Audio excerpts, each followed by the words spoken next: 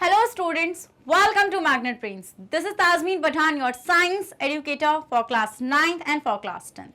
तो जैसे कि मैंने आपको अभी बताया बेटा कि मैं आप लोग को पढ़ा रही हूँ class 9th and class 10th की साइंस, वो भी फुल कंप्लीट डिटेल्ड कोर्स के साथ, जिसमें आपको मिल रहे हैं बेटा डेली प्रैक्टिस पेपर्स।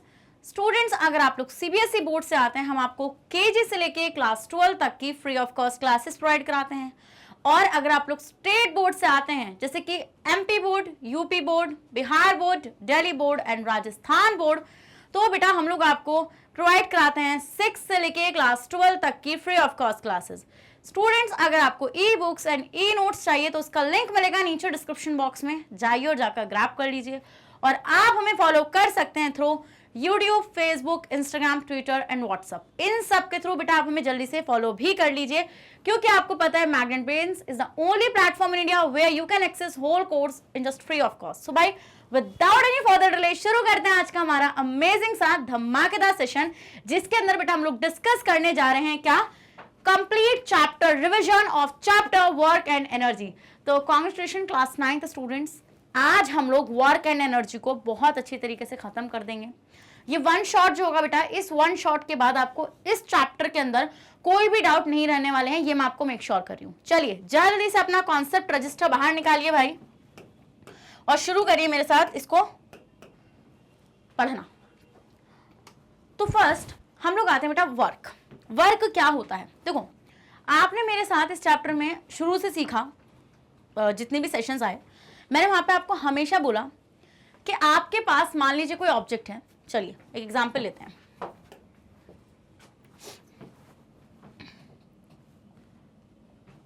तो हम यहाँ पे बेटा एक एग्जांपल लेते हैं, मैं आपको वर्क डन समझाती हूँ। आपके पास बेटा मान लीजिए यहाँ पर ये कोई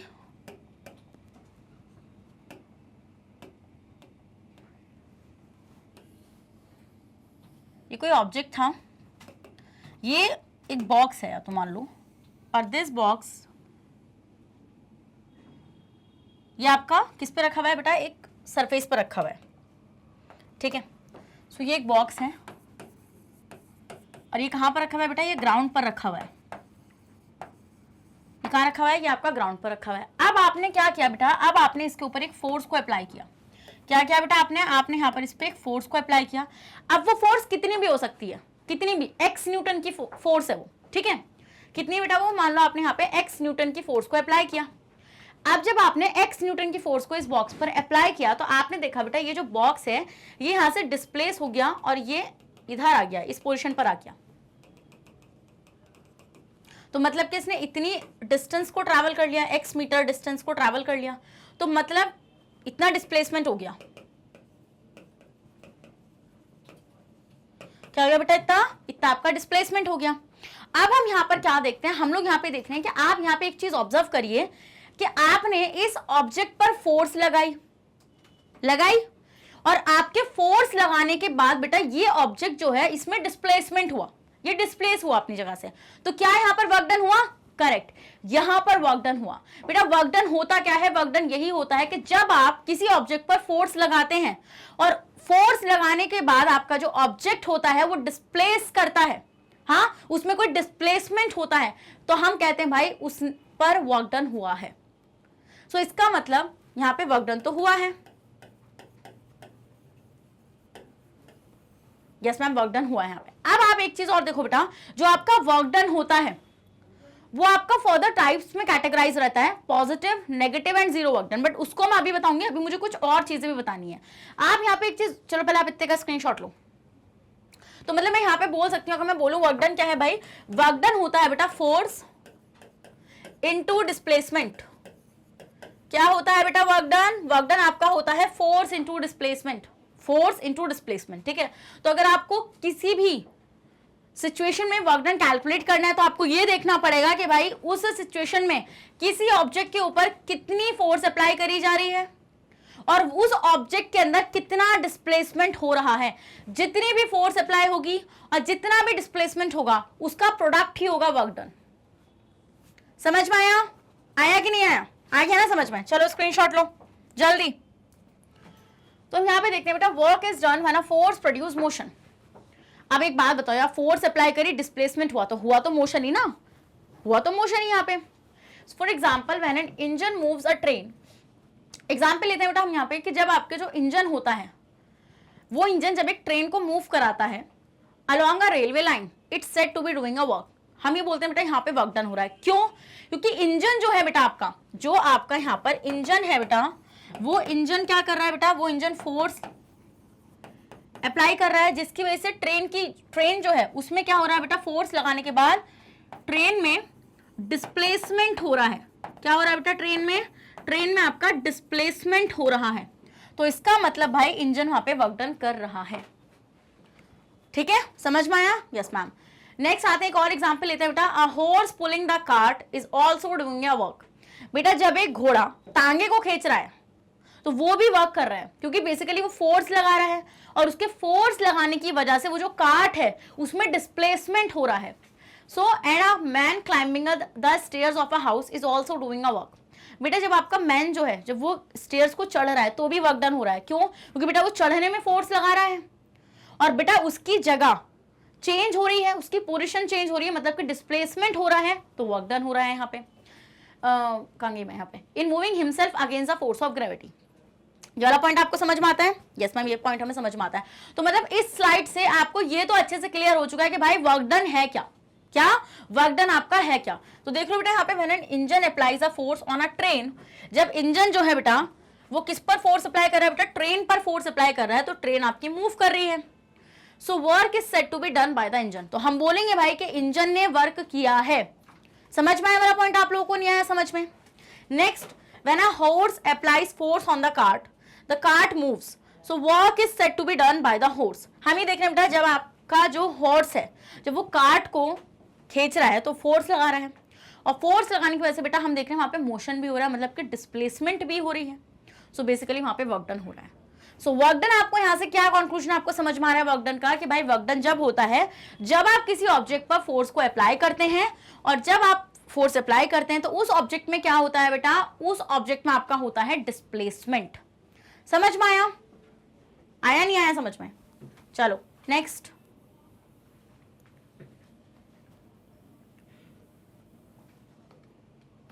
the work done by the force on a body depends on two factor. बेटा जो वर्क डन होता है फोर्स के थ्रू किसी भी बॉडी पर, वो दो फैक्टर्स पर डिपेंड करता है।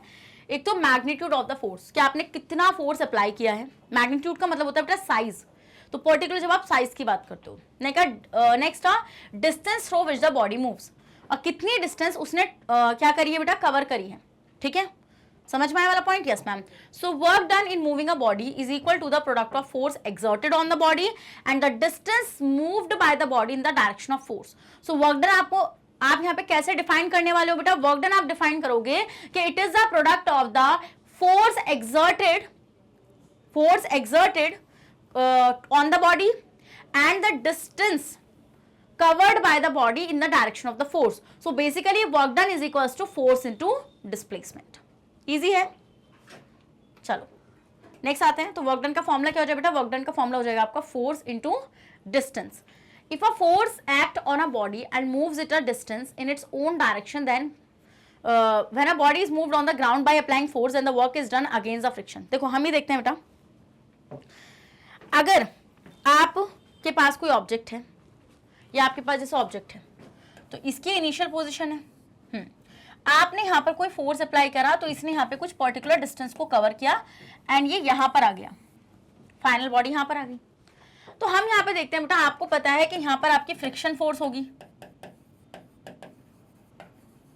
Friction force. तो फ्रिक्शन फोर्स क्या कर रही होगी बेटा, फ्रिक्शन फोर्स जो है इस ऑब्जेक्ट के मोशन को अपोज कर रही होगी, oppose the motion of an object. ये फ्रिक्शन फोर्स बेटा इस ऑब्जेक्ट के मोशन को अपोज कर रही होगी। समझ रहे था पॉइंट आप लोग? Yes ma'am. तो देखो यहाँ पे लिखा हुआ है when a body is moved on the ground, जब बेटा बॉडी जो है वो ग्राउंड पर मूव करेगी, जब आप उस पर कोई फोर्स अप्लाई कर रहे हो, सो the work is done against the friction. जो वर्क डन होगा बेटा वो फ्रिक्शन के अगेंस्ट होगा, क्योंकि फ्रिक्शन की जो फोर्स है उसको ओवरकम करने के लिए वर्क डन किया जाएगा। ठीक है, जिससे क्या होगा, जिससे बॉडी का जो मोशन है वो अपोज होगा। समझ में आता है इतना पॉइंट आप लोगों को? Yes ma'am. Next, Please note that the most of the books use the term distance in the definition of work, but a few books also use the term displacement in the definition of work. बेटा कुछ books distance use करती हैं, कुछ book displacement को use करती हैं, तो both means the same thing. Okay? So अब ये आपको समझ में आ गया, ये भी आपको समझ में आ गया. Yes मैम, आगे देखेंगे. So अब आते हैं यूनिट ऑफ वर्क पर. वर्क की यूनिट क्या होती है बेटा? आपको ये चीज अच्छे से पता है बेटा. यूनिट जो होती है वर्क की वो होती है जूल. वो क्या होती है बेटा? वो आपकी होती है joule. So work is a product of force and distance. आपको पता है बेटा जो फोर्स की यूनिट होती है वो होती है आपकी क्या? Newton.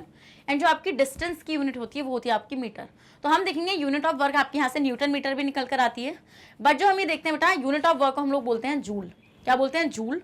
Which can be defined as follows. तो अगर आपसे बोलें कि भाई आप जूल को डिफाइन करिए, तो आपको पता है बेटा वर्क डन क्या है? Work done is equals to force into displacement. Yes ma'am. So आपका ये होता है फोर्स कितनी होती है? न्यूटन में होती है. तो जब आप किसी ऑब्जेक्ट पर 1 न्यूटन फोर्स को अप्लाई कर रहे हैं और वो जो ऑब्जेक्ट है बेटा आपका वो 1 मीटर डिस्टेंस को कवर कर रहा है, तो हम बोलेंगे भाई जो वर्क डन हुआ है वो हुआ है आपका 1 जूल. कितना बेटा work done? Work done is said to be 1 joule. So when a force of 1 newton moves a body through a distance of 1 metre in its own direction, then the work done is said as 1 joule. ठीक है, तो 1 joule आपको समझ में आ गया. तो 1 joule is equal to 1 newton metre. ठीक है, तो 1 जूल बेटा आपको डिफाइन करने के लिए आता है. 1 मार्क में पूछेंगे या 2 मार्क में पूछेंगे. ओके, चलिए स्क्रीनशॉट लीजिए आप इसका. सो thus the SI unit of work is joule. बेटा जो एसआई यूनिट होती है वर्क की वो क्या होती है? आपकी जूल होती है. Which is denoted by the letter J. जो किससे डिनोट किया जाता है बेटा? लेटर जे से डिनोट किया जाता है. अब हम देखते हैं बेटा वर्क आपकी स्केलर क्वांटिटी होती है. स्केलर क्वांटिटी का मतलब क्या होता है बेटा? स्केलर क्वांटिटी का मतलब होता है जिसका सिर्फ और सिर्फ ओनली मैग्नीट्यूड, जिसका सिर्फ और सिर्फ बेटा क्या होता है? मैग्नीट्यूड होता है. कोई डायरेक्शन नहीं होती है एंड नो डायरेक्शन. समझ में आया वाला point? Yes ma'am. So it should be noted that the condition for a force to do work is that it should be produce a motion in an object. एक चीज आपको याद रखनी है बेटा कि अगर आप चाहते हैं कि किसी भी ऑब्जेक्ट में क्या हो बेटा? वर्क, मतलब कि किसी भी ऑब्जेक्ट पर वर्क डन हो, तो कंडीशन ये है कि बेटा वो जो फोर्स है वो आपको इस तरीके से अप्लाई करनी है कि उस ऑब्जेक्ट में मोशन हो. क्योंकि अगर आप एक भी कंडीशन को सेटिस्फाई नहीं कर पाए यहाँ पर तो वर्क डन वहां पे 0 हो जाएगा. मेरा कहने का मतलब क्या है? मेरा कहने का मतलब है बेटा कि मान लीजिए आपके पास एक वॉल है और आप उस वॉल पर एक फोर्स को अप्लाई कर रहे हैं. तो जब आप वॉल पर फोर्स को अप्लाई कर रहे हैं तो आप वहां पे देख रहे हैं कि आप उस वॉल में मोशन नहीं ला पा रहे हैं. सो इसका मतलब आपने फोर्स तो लगाई बट डिस्प्लेसमेंट 0, डिस्प्लेसमेंट हुआ ही नहीं. तो उस केस में वर्क डन आपका 0 होता है. क्यों? क्योंकि आप खुद देखो ना, वर्क डन का फॉर्मूला क्या है? वर्क डन है आपका फोर्स इंटू डिस्प्लेसमेंट. आपने फोर्स अप्लाई करी बट डिस्प्लेसमेंट आपका 0 हो गया. तो फोर्स इंटू 0 कितना होता है? 0. तो मतलब work done is equals to 0 joule here. तो इसलिए आप ये बात बोल रहे हैं कि भाई अगर आप बोल रहे हैं कि आपको वर्क डन हुआ है कहीं पर, तो आपको फोर्स इस तरीके से अप्लाई करनी है कि ऑब्जेक्ट में मोशन होना चाहिए.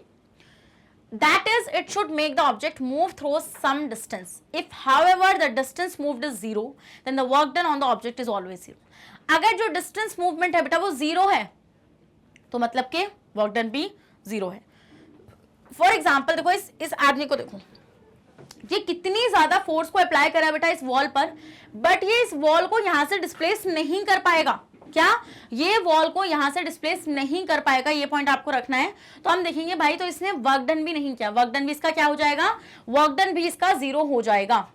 सो a man may get completely exhausted in trying to push a stationary wall, but since there is a no displacement, the work done by the man on the wall is 0. तो अगर displacement नहीं हुआ, क्या? अगर बेटा आपका displacement नहीं हुआ तो हम वहां पे क्या देखेंगे कि आपका work done 0. Screenshot low. And ऐसे में पता है मैं इसको ऐसे क्यों बता रही हूँ? क्योंकि केस बेस्ड स्टडीज जो होती है ना बेटा, केस बेस्ड स्टडी जो होती हैं उसमें ऐसे प्रैक्टिकल क्वेश्चंस पूछे जाते हैं जहां पर आपका कॉन्सेप्ट तो रेडी होता है, बट अगर आपको ऐसे समझ में नहीं आती हैं चीजें तो फिर कोई फायदा नहीं है. अगर आपको ये नहीं समझ में आ रहा है कि भाई वर्क डन जो है फोर्स इंटू डिस्प्लेसमेंट है, अगर आप फोर्स अप्लाई कर रहे हैं और ऑब्जेक्ट में डिस्प्लेसमेंट हो ही नहीं रहा है, हाँ, तो मतलब कि वर्क डन 0 है. क्योंकि आप यहाँ पे देखो ना कि दोनों पर डिपेंड कर रहा है ना आपका वर्क डन. फोर्स और डिस्प्लेसमेंट इन दोनों के प्रोडक्ट पर डिपेंड करते हैं. तो अगर एक भी चीज 0 हुई तो वर्क डन 0. ले लिया स्क्रीनशॉट? चलो next However, the work done on the body of the man himself is not zero. But उसकी बॉडी पर वर्क डन जीरो नहीं है, वॉल पर वर्क डन जीरो है, क्योंकि बेटा हमने वहां पे क्या देखा, this is because when the man pushes the wall, बेटा जब मैन वॉल को पुश कर रहा था तो हिज मसल्स आर स्ट्रेच्ड, उसकी मसल्स जो थी बेटा वो स्ट्रेच हो रही थी, and blood is displaced to the strained muscle more rapidly, so these changes consume energy and the man feels tired. तो इससे क्या होता है बेटा, इससे एनर्जी कंज्यूम हो रही थी और जिससे उसको थकान फील हो रही थी, ठीक है। A man standing still a bus stop with a heavy suitcase in his hands may get tired soon, but he does no work in the situation. बेटा एक पर्सन है जो अपने हाथ में सूटकेस को लिए खड़ा है एक ही जगह पर, उसने कोई डिस्प्लेसमेंट नहीं किया, बट वो फोर्स तो अप्लाई कर रहा है ना, वो फोर्स तो अप्लाई कर रहा है किसको होल्ड करने के लिए बेटा, सूटकेस को होल्ड करने के लिए। तो हम यहाँ पे क्या देखते हैं, हम लोग यहाँ पे यही चीज ऑब्जर्व करते हैं कि भाई वर्क डन उसका जीरो है, क्योंकि कोई डिस्प्लेसमेंट नहीं हुआ है। तो अगर आपको वर्क डन कराना है और अगर आप फोर्स को अप्लाई कर रहे हैं तो आपको फोर्स को इस तरीके से अप्लाई करना है कि उस ऑब्जेक्ट के अंदर बेटा आपका मोशन होना चाहिए। समझ गए, आ रही है चीज समझ में? सो this is because the suitcase held by the man do not move at all. From the above discussion, it is clear that it is not necessary that whenever a force is applied to an object, then work is done. Work is done only when a force is able to move the object. If the object does not move and applying force, no work is done at all. तो ये चीज अपने दिमाग में डाल लो कि अगर work done कराना चाह रहे हो और फोर्स भी अप्लाई कर रहे हो तो ये मत सोचना कि 10 न्यूटन की फोर्स अप्लाई करी किसी ऑब्जेक्ट पर तो वर्क डन हो गया, क्योंकि वर्क डन सिंपली आपके 10 न्यूटन की फोर्स से नहीं होने वाला, आपको कुछ ना कुछ x मीटर का डिस्प्लेसमेंट उसमें करवाना पड़ेगा। अगर दोनों कंडीशन सेटिस्फाई होती है तो वर्क डन होगा, अगर एक भी कंडीशन सेटिस्फाई नहीं होती है तो आपका वर्क डन नहीं होगा। अब आते हैं वर्क डन अगेंस्ट ग्रेविटी। बेटा जब आप ग्रेविटी के अगेंस्ट वर्क डन करते हो, ठीक है, ग्रेविटी के अगेंस्ट कैसे वर्क डन होगा, आओ देखते हैं। So the force of gravity of earth pulls everything towards the surface of earth. मान लो एग्जांपल लेती हूं मैं कि आपके पास क्या है बेटा, आपके पास कोई ऑब्जेक्ट है, आपने उसको ऊपर फेंका, ठीक है, यस मैम। तो आपको पता है हर एक ऑब्जेक्ट, ये चीज आपने मेरे साथ ग्रेविटेशन में पढ़ भी ली है, हर एक ऑब्जेक्ट जो भी अर्थ पर है उसके ऊपर ग्रेविटेशन फोर्स अप्लाई होती है नहीं होती है? यस मैम होती है। तो ग्रेविटेशन फोर्स तो किसी पर अपना इन्फ्लुएंस रोकने वाली है नहीं, वो तो हर चीज को इन्फ्लुएंस करने की कोशिश करेगी। So the force of gravity of earth pulls everything towards the centre of earth. So if we lift a book from a table we do work against the force of gravity. मान लीजिए बेटा आप एक table पर से book को उठा रहे हो, ऐसे लिफ्ट कर रहे हो, तो आप बेटा ग्रेविटी के अगेंस्ट वर्क कर रहे हो। समझ रहे हो मेरा पॉइंट? क्योंकि आप जो फोर्स अप्लाई कर रहे हो बेटा वो ग्रेविटेशनल फोर्स को ओवरकम करने के लिए कर रहे हो। So please note that when the body is lifted vertically upward, then the force required to lift the book is equals to its weight. यार आपको अच्छे से बताएं वेट क्या होता है बेसिकली। वेट एक फोर्स ही तो है जो ग्रेविटेशनल किसी भी मास पर लगा रही है।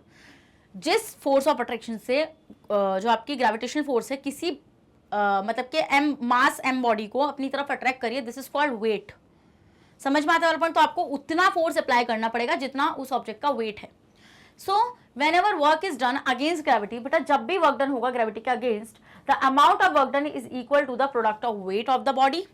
तो भाई जो आपका जब भी आप ये चीज याद रखना बेटा, ऐसा क्वेश्चन आता है जब आपका वर्क डन ग्रेविटी का अगेंस्ट हो रहा है, तो जब वर्क डन आपका ग्रेविटी का अगेंस्ट होता है बेटा तब हम लोग ये चीज ऑब्जर्व करते हैं आपका कि भाई आपका जो वर्क डन होता है वो इक्वल होता है उसके product of weight of the body, जो भी उसका वेट है, ठीक है, and the vertical distance through the body is lifted. ठीक है, समझ में आता है वाला पॉइंट आप लोग को? और वेट क्या होता है बेटा? वेट होता है mass into acceleration due to gravity. ये चीज मैंने आपको बताई है, weight is equals to mass into acceleration due to gravity. तो हम यहाँ पे क्या देखेंगे बेटा, यहाँ पे अगर आपको ऐसे वर्क डन कैलकुलेट करना है तो W into S work done into displacement है ना, तो हम देखेंगे बेटा आपका यहाँ पे आ जाएगा क्या, mg, तो mgs, तो वर्क डन कितना हो जाएगा बेटा? वर्क डन आपका हो जाएगा mgs, और s की जगह आप h भी लिख सकते हैं। समझ गए वाला point? Suppose a body of a mass m is lifted vertically upward. ठीक है, ये बोल रहे हैं बेटा एक बॉडी है जो वर्टिकली अपवर्ड गई है थ्रू अ डिस्टेंस h। मान लो ये ग्राउंड है, तो आपको पता है बेटा ग्राउंड पर क्या होगी आपकी ग्रेविटेशनल फोर्स होगी या नहीं होगी? Yes ma'am.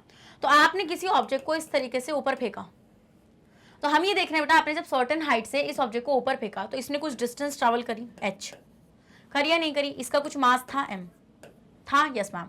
So the force required to lift the body will be equal to its weight of the body.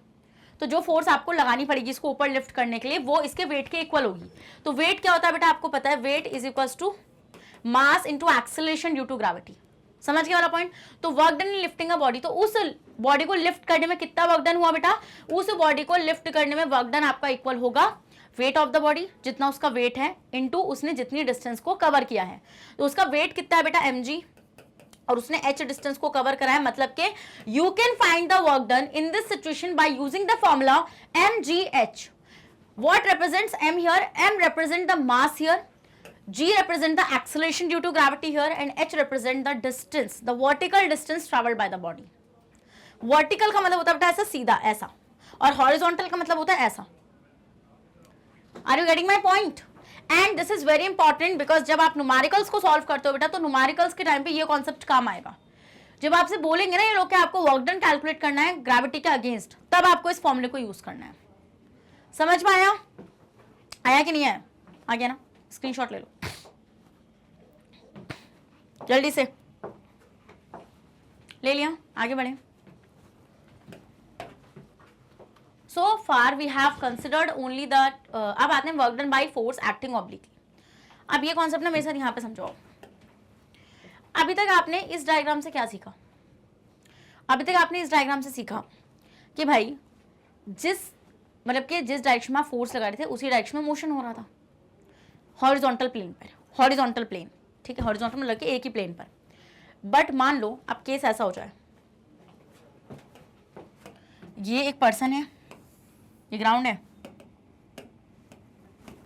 Ground पर आपका ये बॉक्स रखा है और एक बच्चा इसको ऐसे ड्रैग कर रहा है।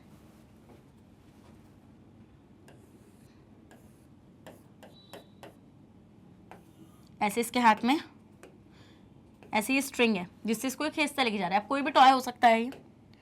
तो अब अगर आप यहाँ पे थोड़ा सा दिमाग लगाएंगे, थोड़ा सा सोचेंगे, तो आप ये देख रहे हैं ये पर्सन इस तरीके से ऑब्जेक्ट को खींच रहा है, जैसे टॉय कार होती है ना, टॉय कार से स्ट्रिंग बंधा रहता है, तो ऐसे ये बच्चा खींचता हुआ लेके जा रहा है। सो बेसिकली हम ये बोल रहे हैं भाई जो फोर्स ऑफ मतलब कि जो डायरेक्शन ऑफ फोर्स है वो ऐसे है या नहीं है? Yes ma'am. तो this is called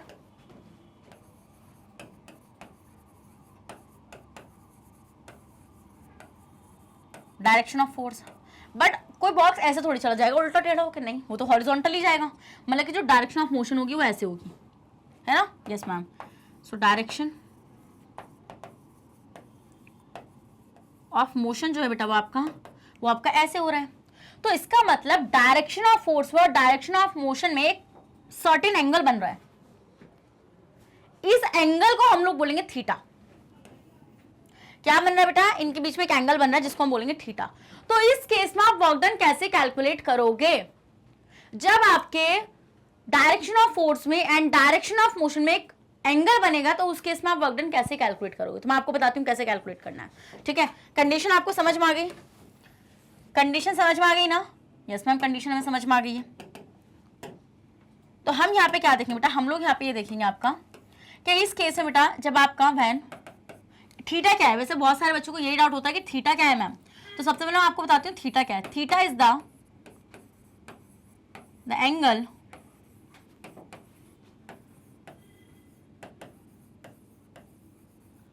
between the direction of force and direction of motion. So theta क्या है बेटा? थीटा बेसिकली आपका direction of force and direction of force के बीच में बनने वाला एंगल है, ठीक है? तो इस केस में आप वर्क डन कैसे कैलकुलेट करोगे बेटा? तो वर्क डन कैलकुलेट करने का एक सिंपल सा फॉर्मूला मैं आपको बता रही हूँ यहाँ पे। जब भी आपका थीटा आएगा तो आपको क्या करना है? Work done is equals to F into cos theta into S. Yes, this is the formula, this is the formula, ठीक है? समझ में आया वाला पॉइंट आप लोगों को? This is the formula to calculate the work done when there is a certain angle between the direction of force and the direction of motion. Easy. अब यहाँ पे आप cos थीटा की वैल्यू डालो, जितनी भी होगी, कितनी भी हो सकती है, अब आपको वैल्यूज मिलेंगी टेबल में, डोंट वरी। स्क्रीनशॉट लो पहले आप इतने का, जल्दी से आप इतने का स्क्रीनशॉट लो, फिर मैं आपको आगे कुछ चीज़ें बताऊंगी। चलो, तो तो ये आपको समझ में आ गया बेटा कि एंगल बनेगा थीटा बीटा और यहाँ से पूरी चीजें रहेंगी. So far we have discussed only that case of work in which a body moves in a direction of applied force. This however is not also so. हर बार ऐसा नहीं होता है. कुछ केसेस में हम देखते हैं बेटा जो मूवमेंट है बॉडी का वो एक एंगल पर होता है. मतलब जिस डायरेक्शन में आपने फोर्स लगाई ना उससे एक पर्टिकुलर एंगल पर हम देखते हैं वहाँ पे वर्क डन होता है, मतलब सॉरी मोशन होता है. सो for example when a child pools a toy car, बेटा इसको देखो आप, जब ये बच्चा इस टॉय कार को पुल कर रहा है तो डायरेक्शन ऑफ फोर्स तो ऐसे है बट मोशन ऐसे है, मतलब कि इन दोनों के बीच में एक सर्टेन एंगल बन रहा है. Yes ma'am. So the car moves horizontally on the ground, but the force applied by the child is along the string held in his hand, making some angle with the ground. This is shown in figure, which the toy car moves along the horizontal ground surface OX, but the force is being applied along the string OA, and the direction of force making an angle theta with the direction of motion. ये चीज आपको समझ में आ गई? Yes ma'am. So please note that in such cases we cannot use the formula W is equals to F into S. इस case में बेटा हम लोग F into S यूज नहीं कर सकते हैं to calculate the work done, because जो डिस्टेंस है बेटा वो एग्जैक्टली फोर्स की डायरेक्शन में नहीं है, मतलब जो डिस्टेंस कवर्ड हुई है.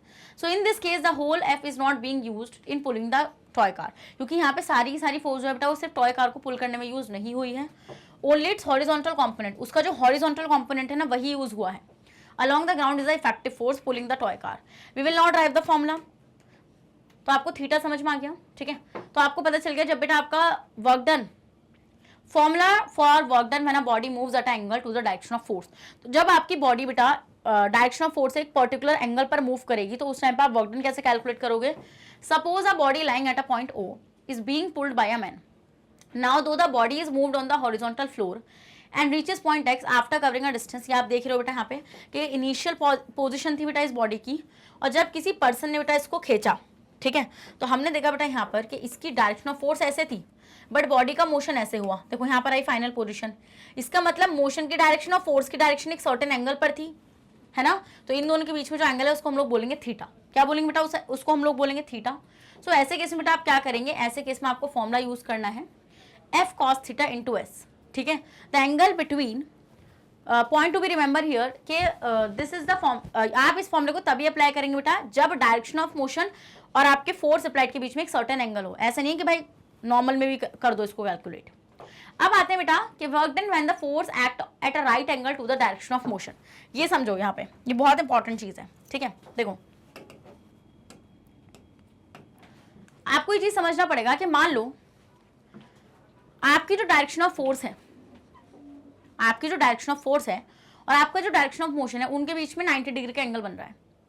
अब आप बोलोगे हम कैसे? ठीक है, एक एग्जांपल लेते हैं. मान लो कोई ऑब्जेक्ट है जो किसी पर्सन ने ऐसे होल्ड कर रखा है, ठीक है, और वो लेके चल रहा है, तो ग्रेविटेशनल फोर्स उसके ऊपर एक्ट कर रही है. तो ग्रेविटेशनल फोर्स और उसके मोशन में कितने डिग्री का एंगल बन रहा है? 90 डिग्री का. तो अगर 90 डिग्री का एंगल वहां पे बन रहा है बेटा, तो अब आप क्या सोच रहे हो? वर्क डन कितना होगा? बेटा वर्क डन होता है 0. अब आप बोलेंगे कैसे? कि थीटा हो गया 90 डिग्री और कॉस थीटा की वैल्यू होती है 0. तो मतलब अगर कॉस थीटा 0 तो F इंटू एस इंटू 0 0. समझ गए मेरा पॉइंट वाला? अभी बताती हूँ, देखो. So it's the force acting at right angles to the direction of motion of a body, then the angle theta between the direction of motion and the direction of force is 90 degree. So cos theta कितना होता है बेटा? आपका cos theta होता है 90 degree. देखो ये चीज तो मैं आपको समझा रही हूं कि अगर आपका if the theta is 90 degree then work done is equals to F into, कैसे कैलकुलेट करेंगे? Cos theta into S. तो इसका मतलब F into cos 90 into S. तो F इंटू कॉस 90 होता है 0 into S, it will equal to 0. तो work done is equals to 0 joule. तो कितना वर्क डन हुआ बेटा? 0 जूल का वर्क डन हुआ. कितना वर्क डन आपका? वर्क डन आपका हुआ 0 जूल का. समझ में आ गया? आ गया समझ में? Yes ma'am. स्क्रीनशॉट लो जल्दी से, ये ले लो बेटा स्क्रीनशॉट. कभी पूछ लें 2 नंबर में, फिर भटकते फिरना कि हम कैसे करें. So this means that when the displacement of the body is perpendicular to the direction of a force no work is done. जैसे एग्जांपल यहाँ पे दे रखा है, if a man carries a suitcase strictly horizontally, he does no work with respect to gravity. वो gravity के respect में कोई वर्क नहीं कर रहा, बिकॉज जो फोर्स ऑफ ग्रेविटी है बेटा वो वर्टिकली एक्ट कर रही है and vertically downward, and the angle between the displacement of the suitcase and the direction of force become 90 degree. So आपका कॉस 90 क्या होता है बेटा? 0 होता है, तो आपका पूरा work done 0. Though the man carrying the suitcase horizontally may be doing work against the force like friction and air race to keep a body. अब बेटा हम लोग देखेंगे कि अगर आपकी कोई बॉडी जो है अगर वो सर्कुलर पाथ में है, किसमें बेटा, अगर वो सर्कुलर पाथ में, जैसे to keep a body moving in a circle, अगर कोई बॉडी बेटा आपकी सर्कल में मूव कर रही है, so there must be a force acting on it directed towards the centre.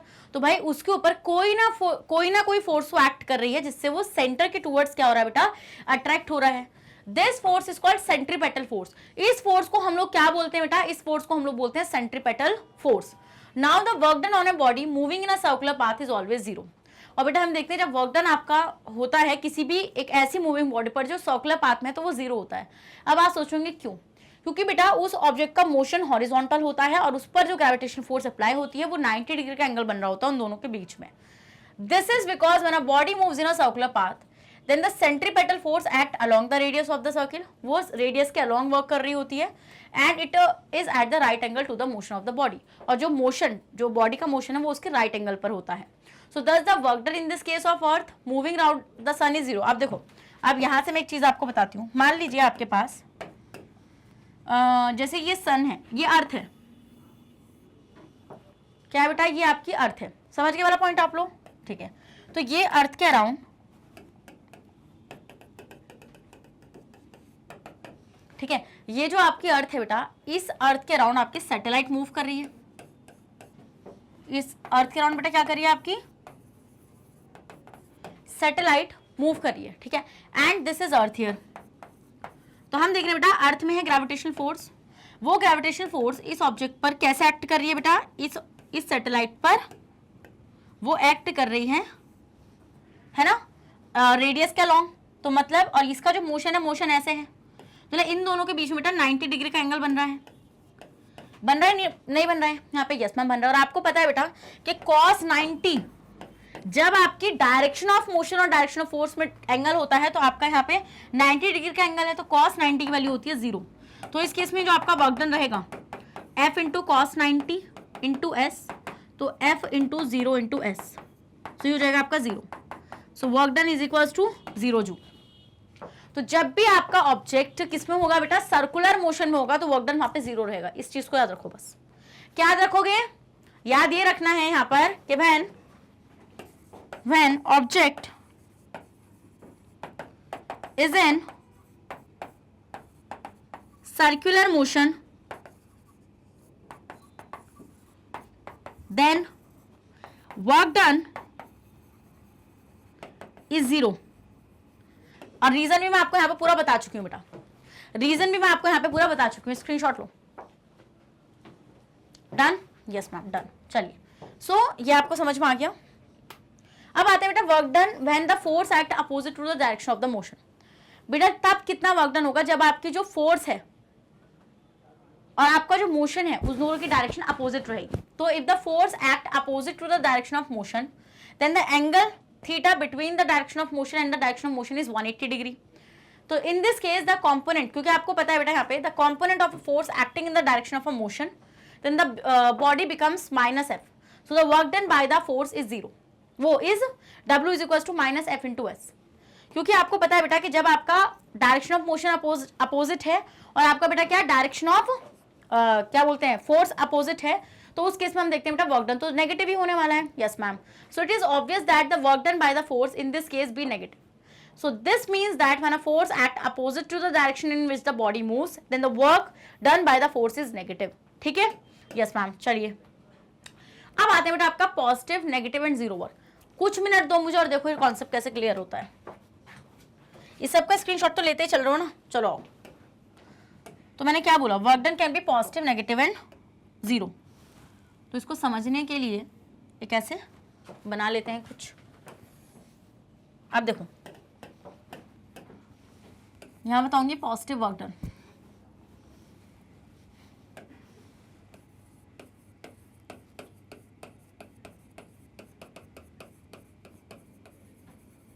यहां नेगेटिव,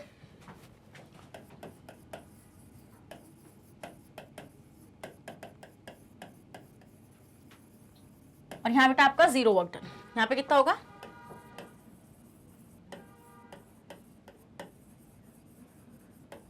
जीरो वर्क डन। समझ गए वाला पॉइंट? यस मैम, ये पॉइंट हम लोग समझ गए। अब हम लोग यहाँ पे क्या देखेंगे, हम लोग यहाँ पे ये चीज ऑब्जर्व करेंगे बेटा, पॉजिटिव वर्क डन कैसे होता है। देखो मान लो ये आपके पास ऑब्जेक्ट है कोई,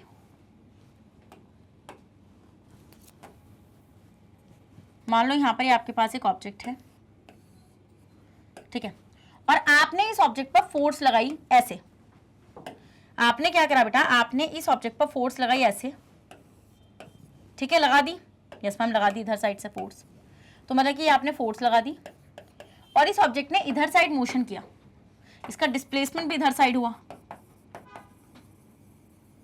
तो इसका मतलब पॉजिटिव वर्क डन कब होता है, तो हम बोलेंगे यहाँ पे बेटा कि आपका वर्क डन कैसा है, वर्क डन इज पॉजिटिव। तो पॉजिटिव वर्क डन कब होगा बेटा, पॉजिटिव वर्क डन होगा when direction of force and motion is same. बेटा हम ये देखेंगे जब आपकी direction of motion and force अगर सेम है, सेम ही मतलब सेम ही उसमें है, मतलब उस केस में आपका वर्क डन पॉजिटिव होता है। समझ गए वाला पॉइंट? Yes ma'am. नेक्स्ट आते हैं बेटा आपका क्या, नेक्स्ट आता है आपका यहाँ पर नेगेटिव वर्क डन को देखते हैं। तो नेगेटिव वर्क डन में क्या होता है, मान लीजिए आपके पास ये बॉक्स है, ठीक है, तो हमने यहाँ पे क्या देखा बेटा, हमने यहाँ पे देखा कि जो आपकी फोर्स है वो तो इस डायरेक्शन में अप्लाई हो रही है, फोर्स आपकी इस डायरेक्शन में अप्लाई हो रही है बेटा, और मोशन आपका उस डायरेक्शन में हो रहा है, मतलब कि फोर्स तो इधर है और ऑब्जेक्ट का डिस्प्लेसमेंट उधर है। तो इस केस में आपका वर्क डन नेगेटिव। जैसे कि हम लोग देखते हैं फ्रिक्शन में, फ्रिक्शन में क्या होता है बेटा, फ्रिक्शन फोर्स आपके जिधर साइड मोशन होता है उसका अपोजिट डायरेक्शन में लगती है। तो इसका मतलब हम यहाँ पे बोल सकते हैं when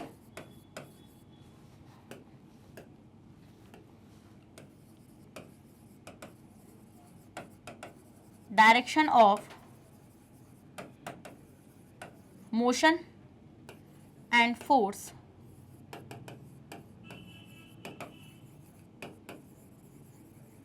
is different, then work done is equals to negative। Work done आपका कैसा होगा बेटा, वर्क डन आपका नेगेटिव होगा। जीरो वर्क डन कब होगा बेटा, जीरो वर्क डन होगा मान लो आपके पास ये बॉक्स है या फिर ऑब्जेक्ट है जो भी है, ठीक है, फोर्स की डायरेक्शन और मोशन की डायरेक्शन में 90 डिग्री का एंगल अगर बन रहा है, ठीक है, ये क्या है बेटा आपका, अगर फोर्स की डायरेक्शन में ये फोर्स है और ये मोशन है, ये डिस्प्लेसमेंट हो रहा है इधर साइड को ऑब्जेक्ट का, और ये फोर्स है। तो हम ये देखेंगे बेटा जब फोर्स और डिस्प्लेसमेंट में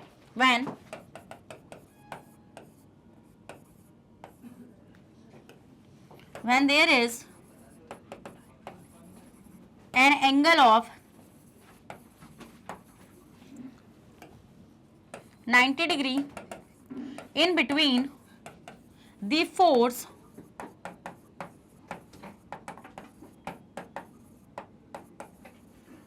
and displacement, then the work done is equals to 0।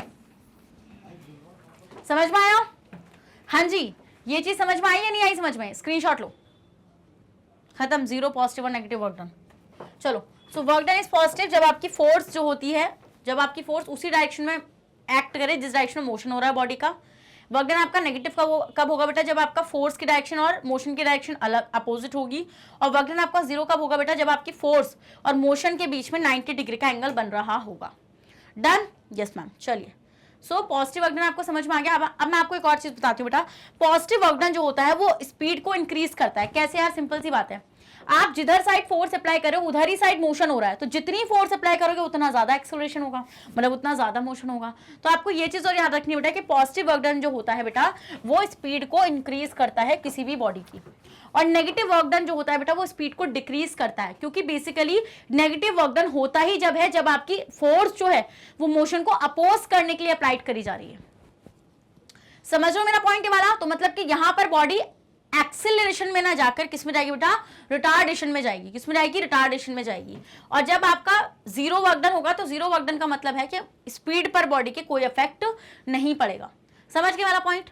So if we kick a football lying on the ground then the football start moving. बेटा अगर हम लोग किसी फुटबॉल को किक करेंगे, ठीक है, जो ग्राउंड पर पड़ी है, तो फुटबॉल आपकी मूव करना स्टार्ट कर देगी। और फुटबॉल बेटा अगर आपका मूव करना स्टार्ट कर देगी तो हम वहां पे क्या चीज ऑब्जर्व करेंगे, हम वहां पे ये चीज ऑब्जर्व करेंगे बेटा कि आपका जो ऑब्जेक्ट है वो मोशन में आ जाएगा।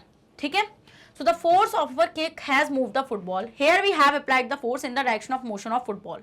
सो work done on the football in this case is positive, क्योंकि जब आपने फुटबॉल को किक किया बेटा तो उसी डायरेक्शन में उसका मोशन हुआ, जिस डायरेक्शन में आपने उसको किक किया, तो बोला कि आपने जिस डायरेक्शन में फोर्स लगाई उसी डायरेक्शन में मोशन हुआ, तो यहाँ पर आपका वर्क डन क्या हुआ बेटा, वर्क डन आपका पॉजिटिव हुआ।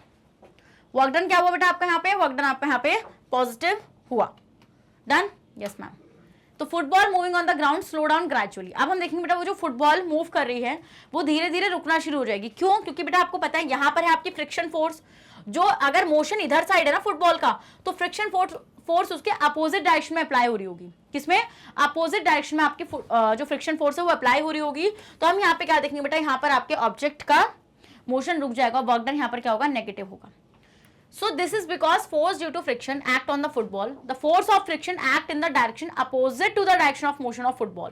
So in this case, the work done by the force of friction on the football is negative. ठीक है, समझ में आया? So work done is negative. अब आते हैं बेटा सैटेलाइट का, ये आपका जीरो वर्क डन का एग्जाम्पल है। आपकी जो सैटेलाइट होती है बेटा, जब वो अर्थ के अराउंड रिवॉल्व कर रही होती है, तो हम यहाँ पे क्या देखते हैं बेटा, this is the earth here. तो यहाँ पर ये सेंट्रीपेटल फोर्स लग रही है जो रेडियस के लॉन्ग लगती है, और बेटा आपका मोशन ऐसे है ऑब्जेक्ट का, है ना। तो हम यहाँ पे क्या देखते हैं बेटा, मोशन और फोर्स के बीच में 90 डिग्री का एंगल बन रहा है, और जब 90 डिग्री का एंगल बनता है तो cos 90 जीरो होता है और वर्क डन जीरो हो जाएगा। So satellite moves around the earth in a circular path, in this case a gravitational force of earth act on the satellite at a right angle to the direction of motion of the satellite. So the work done by the earth on the satellite moving around it in a circular path is zero.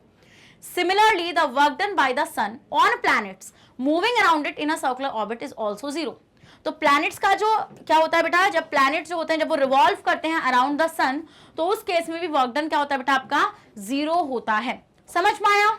आया कि नहीं आया समझ में? Yes ma'am समझ में आ गया। चलिए, so when a boy throw a ball vertically upward, बेटा जब आपका जो बॉय है जब उसने एक बॉल को ऊपर की तरफ वर्टिकली फेंका, वर्टिकली होता है ऐसे ऊपर फेंका, so then the force applied by the boy on the ball does positive work. तो जो फोर्स उस लड़के ने उस बॉल पर अप्लाई करी है वो तो पॉजिटिव वर्क डन हुआ वहां पे। क्यों? क्योंकि उसने फोर्स ऊपर की तरफ लगाई, ऊपर की तरफ ही मोशन हुआ। बट हम यहाँ पे क्या देखेंगे बेटा, जो ग्रेविटेशनल फोर्स है अर्थ की वो अपवर्ड बॉल पर एक्ट कर रही है, जो नेगेटिव वर्क डन कर रही है, क्योंकि मोशन ऊपर है, फोर्स नीचे की तरफ अप्लाई हो रहा है, तो वर्क डन यहाँ पर नेगेटिव है। समझ गए वाला पॉइंट? Yes ma'am. नेक्स्ट आते हैं बेटा हम लोग एनर्जी पर। तो वर्क डन इतना ही है आपके सिलेबस में बेटा, जितना मैक्सिमम क्वेश्चन यहाँ से पूछा जा सकता था उतना कॉन्सेप्ट मैंने आपके दिमाग में अच्छे से फिट कर दिया है। अब हम लोग आते हैं बेटा एनर्जी पर। तो एनर्जी क्या होती है, क्या लगता है एनर्जी? एनर्जी से आप क्या समझते हैं? एनर्जी इज बेसिकली बेटा जब आप बोलते हैं भाई बहुत मतलब कि बढ़िया बंदा काम कर पा रहा है, बिल्कुल नहीं थक रहा है ना, तो हम बोलते हैं भाई अच्छा काम कर रहा है, अच्छा वर्क कर रहा है और थक ही नहीं रहा, मतलब इसकी एनर्जी बहुत ज्यादा है ना। So if a person can do a lot of work, बेटा अगर पर्सन जो है वो बहुत ज्यादा काम कर रहा है, we say that he has a lot of energy. समझ गए? तो हम ये बोलेंगे बेटा कि उसके पास बहुत ज्यादा energy and he is very energetic, और बेटा वो जो है पर्सन वो बहुत ज्यादा एनर्जेटिक है। सो इन फिजिक्स ऑल्सो बेटा, फिजिक्स में भी हम लोग ये बोलते हैं बेटा anything which is able to do work is said to possess energy. बेटा जो भी चीज वर्क डन कर सकती है उसके पास एनर्जी होती है। So thus energy is the ability to work. तो एनर्जी क्या है? एनर्जी है बेटा काम करने की टेंडेंसी, वर्क करने की टेंडेंसी। समझ में आया? यस मैम समझ में आ गया। So let us take one example to understand it more clearly. अब एक और एग्जांपल लेते हैं बेटा जिससे हम इसको अच्छे से क्लियरली समझ पाए। To cut a log of wood, बेटा अगर आपको लकड़ी का एक जो भट्टा होता है जिसको लॉग बोलते हैं, अगर वो आप काटोगे छोटे छोटे पीसेस में, so we have to raise the axe vertically above the log of wood. तो हमें इस तरीके से कुल्हाड़ी को उठाना पड़ेगा and some work has to be done in raising the axe, और उसको उठाने में हम कुछ वर्क डन करेंगे करेंगे। Yes ma'am. So if the axe is now allowed to fall on the wood it can do work in cutting the wood. अब जैसे बेटा आप एक्स को ऐसे छोड़ोगे तो वो उस वुड को काटेगी। So thus the work done in raising the axe has been stored up in it. तो जो वर्क डन आपको उठाने में, मतलब आपने उस कुल्हाड़ी को उठाने में किया था बेटा, वो वर्क डन उसके अंदर स्टोर हो गया है in the form of energy, and जिससे अब वो आगे काम कर सकती है, लकड़ी को काट सकती है। ठीक है बेटा, ये जेम्स प्रेस्कॉट है, जेम्स प्रेस्कॉट जूल्स, इनकी वजह से यूनिट जो जूल आप पढ़ रहे हो ना वो इनकी वजह से है, क्योंकि स्टीम इंजन पे काम कर रहे थे। अभी बताती हूँ मैं उसका भी reason. Now when the axe is resting on the log, बेटा जब जो आपकी एक्स है वो रेस्ट हो जाएगी लॉग पर, तो it can no longer do any work, तो अब वो कुछ काम नहीं कर सकती। Yes ma'am. तो आपको वापस से उसको उठाना पड़ेगा, देन कुछ वर्क डन आप करोगे, उस एनर्जी स्टोर होगी, वो वापस से काटेगी, है ना। So we say that raised axe has energy और एबिलिटी फॉर डूइंग वर्क। तो जो रेज्ड एक्स है उसके पास एनर्जी है और एबिलिटी है काम करने की। So amount of energy possessed by a body is equal to the amount of work it can do when its energy is released। तो बेटा हम ये देखते हैं जितना आप किसी बॉडी पर वर्क डन करोगे तो वो इक्वल होता है उसके एनर्जी possessed के, जब वो एनर्जी वहां से रिलीज होती है, मतलब जितना वर्क डन किया उतनी एनर्जी। सिंपल सी बात है यार। So it should be noted that whenever work is done energy is consumed. तो जब भी आप काम करोगे बेटा तो एनर्जी तो आपकी कंज्यूम होनी ही होनी है। A body having energy can do work as follows. अब बॉडी जो होती है बेटा उसके पास एनर्जी कैसे आती है जिससे वो काम कर सकती है। A body which possesses energy can exert a force on another object। बेटा जिस बॉडी के पास एनर्जी है वो दूसरी ऑब्जेक्ट पर क्या कर सकती है बेटा, फोर्स अप्लाई कर सकती है। इस प्रोसेस के दौरान some of the energy of the body is transferred to that object. तो वो उस बॉडी की जो एनर्जी थी वो दूसरे ऑब्जेक्ट में चली जाएगी बेटा, ट्रांसफर हो जाएगी। बाय गेनिंग एनर्जी, बेटा एनर्जी गेन कर कर ऑब्जेक्ट मूव्स, तो जो आपका ऑब्जेक्ट है बेटा वो मूव करने लगेगा। And when the object move work is said to be done. और बेटा जब आपका ऑब्जेक्ट मूव करेगा तो हम बोलेंगे work is said to be done, work आपका हो चुका है। एनर्जी जो होती है बेटा, एनर्जी आपकी स्केलर क्वांटिटी होती है और ये बात सब जानते हैं आपके। स्केलर क्वांटिटी का मतलब क्या होता है बेटा, स्केलर क्वांटिटी का मतलब होता है भाई कि सिर्फ उसका मैग्नीट्यूड होगा बट डायरेक्शन नहीं होगी। वेक्टर क्वांटिटी होती है बेटा जिसका मैग्नीट्यूड भी होता है, मतलब कि जिसका साइज भी होता है और जिसकी एक पर्टिकुलर डायरेक्शन भी होती है। Next we move to students unit of energy. क्या होती है एनर्जी की unit? So the unit of work and energy are the same. तो भाई जो यूनिट है ना वर्क और एनर्जी की वो सेम ही होगी। वर्क की क्या थी? जूल। तो एनर्जी की भी क्या होगी बेटा? एनर्जी की भी यूनिट आपकी जूल हो जाएगी। So the SI unit of energy is joule. तो एनर्जी की एसआई यूनिट कितनी होगी बेटा?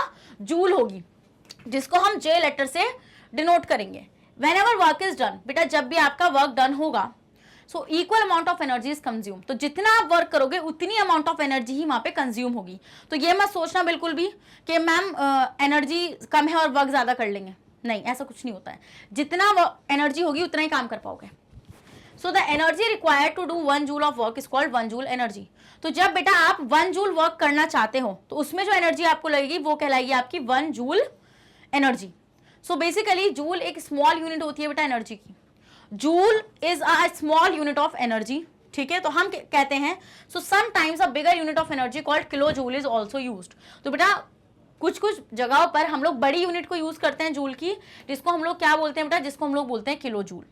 The symbol of kilo joule is के जे। के जे होता है बेटा।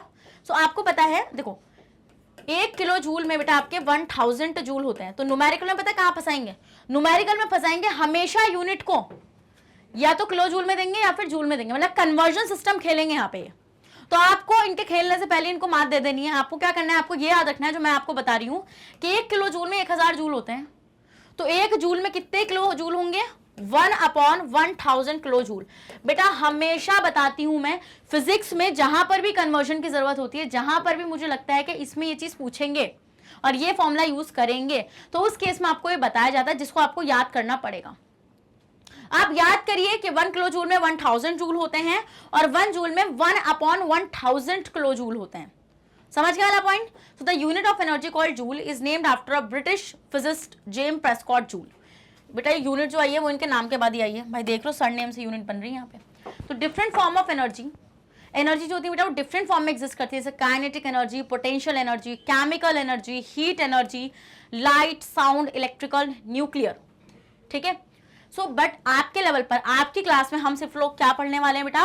काइनेटिक एनर्जी को और किसको? पोटेंशियल एनर्जी को पढ़ने वाले हैं। सो अब आते हैं बेटा हम लोग काइनेटिक एनर्जी पर, विच इज वेरी वेरी इंपॉर्टेंट, जो बेटा बहुत ज्यादा इंपॉर्टेंट है क्योंकि यहां से न्यूमेरिकल सिंपली उठा के दे दिए जाते हैं कि बेटा फाइंड करके बताओ इसकी kinetic energy. So kinetic energy क्या होती है बेटा? जो किसी ऑब्जेक्ट के मोशन में होने की वजह से होती है। So a moving cricket ball can do work in pushing back the stumps. आप देख लो बेटा ये जो मूविंग क्रिकेट बॉल है जब ये स्टंप से टकराई तो इसने स्टंप्स को अपनी जगह से हटा दिया। सो इसने कुछ वर्क डन किया। Moving water can do work in turning a turbine for generating electricity. बेटा जो आपको देखो मूविंग क्यों यूज कर रहे हैं बेटा? यही तो पॉइंट है, मूविंग क्यों यूज कर रहे हैं। अभी देखो क्या करते हैं। तो आपका जो मूविंग वाटर होता है बेटा, जो चलता पानी होता है, जब वो टर्बाइंस को हिलाता है और टर्बाइंस मूव करते हैं तो वहां से इलेक्ट्रिसिटी बनती है। तो मतलब वो उस काम में काम कर रहे हैं। तो आपका moving wind can do work in turning the blades of a wind mill. बेटा जो मूविंग विंड होती है वो क्या कर सकती है बेटा? वो विंड व्हील को, जो आपका विंड मिल होता है उसके ब्लेड्स को टर्न कर सकती है। Yes ma'am, moving body is capable of doing work and hence possesses energy. तो जो आपकी मूविंग बॉडी होती है बेटा वो वर्क डन कर सकती है और उसके पास ये वर्क डन करने के लिए एनर्जी होती है। So the energy of a body, so the energy of a body due to its motion, उसके मोशन की वजह से बेटा जो एनर्जी उसके पास है उसको हम लोग क्या बोलेंगे बेटा, उसको हम लोग बोलेंगे kinetic energy. So basically what is kinetic energy बेटा, काइनेटिक एनर्जी होती है आपकी the energy due to motion. चलो आप देखो मूविंग क्रिकेट बॉल देख रहे हो आप यहाँ पे बेटा, मूविंग क्रिकेट बॉल, तो ये मूविंग ऑब्जेक्ट है, तो मूविंग ऑब्जेक्ट तो इसके पास क्या होगी बेटा, काइनेटिक एनर्जी होगी, जिसको हम के से रिप्रेजेंट कर सकते हैं। किससे, के से या फिर ई के से, ऐसे। Okay yes ma'am. नेक्स्ट बेटा ये जो रनर्स हैं इनके पास काइनेटिक एनर्जी क्योंकि मोशन में है। बेटा ये जो आपका ये जो बंदा राइडिंग कर रहा है बेटा, इसके पास भी क्या है बेटा, इसके पास भी आपकी काइनेटिक एनर्जी है। So moving hammer drives a nail into would. बेटा अब जो मूविंग हैमर होता है आपका हथौड़ा, जब आपने कील को लकड़ी के अंदर घुसाने की कोशिश करी तो आपने हथौड़ा मारा तो आपने देखा कील अंदर चली गई, because of its kinetic energy. ऐसा क्यों हुआ बेटा, क्योंकि वो जो मूविंग हैमर था उसके पास थी काइनेटिक एनर्जी, और अगर एनर्जी है तो वो वर्क डन इजिली कर सकता है। And moving bullet can penetrate even a steel plate. बेटा जो आपकी मूविंग बुलेट होती है ना, वो आपकी स्टील प्लेट तक को पेनिट्रेट कर सकती है। समझ रहे हो मेरा पॉइंट यहाँ पे, due to its kinetic energy, अपनी काइनेटिक एनर्जी की वजह से, which it has an account of its high speed. अब ये हाई स्पीड क्यों बोला बेटा, क्योंकि अभी एक ट्विस्ट आने वाला है, रुको। In fact every object around us which is moving possesses kinetic energy. हमारे अराउंड बेटा जितने भी ऑब्जेक्ट्स हैं जो मोशन में हैं उनके पास काइनेटिक एनर्जी है। So in other words every object around us which has speed possesses kinetic energy. तो कोई भी ऑब्जेक्ट बेटा जिसके पास स्पीड है उसके पास काइनेटिक एनर्जी है। जैसे मैं इधर से उधर मोशन कर रही हूँ बेटा, तो आई हैव अ स्पीड और मेरे पास काइनेटिक एनर्जी है। समझ गए वाला point, yes ma'am. So for example a runner has a kinetic energy. बेटा रनर के पास काइनेटिक एनर्जी क्योंकि वो भाग रहा है, उसकी स्पीड है। रनिंग मोटरसाइकिल उसके पास बेटा काइनेटिक एनर्जी है। रनिंग कार उसके पास काइनेटिक एनर्जी है।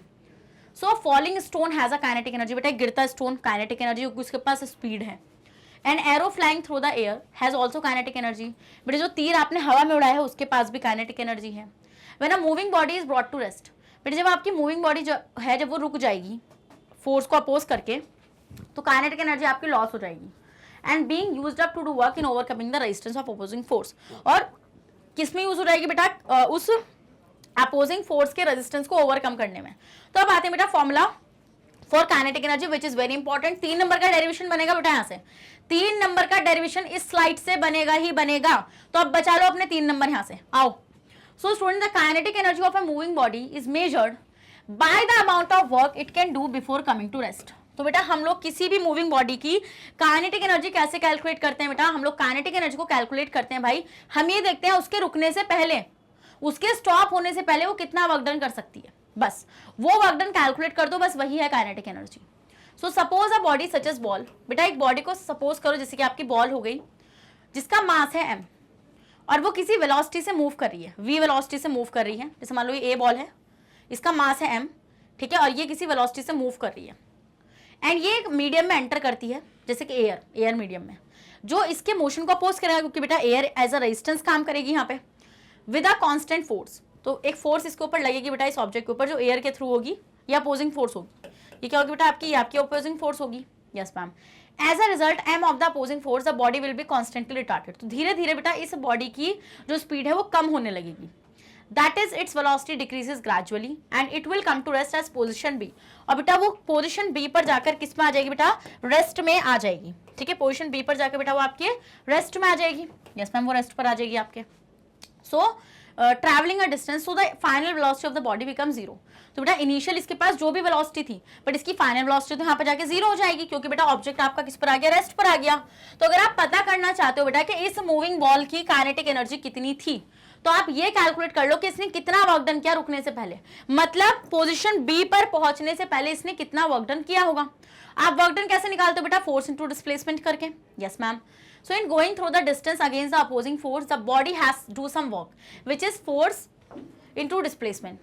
At a position B, the body is at rest. हम ही देखते हैं बेटा जब आपकी पोजीशन बी पर आपकी बॉडी रेस्ट पर आई, तो उसने कोई मोशन नहीं किया, तो उसके पास कोई काइनेटिक एनर्जी नहीं थी। This means that all the kinetic energy of the object has been used up in doing work.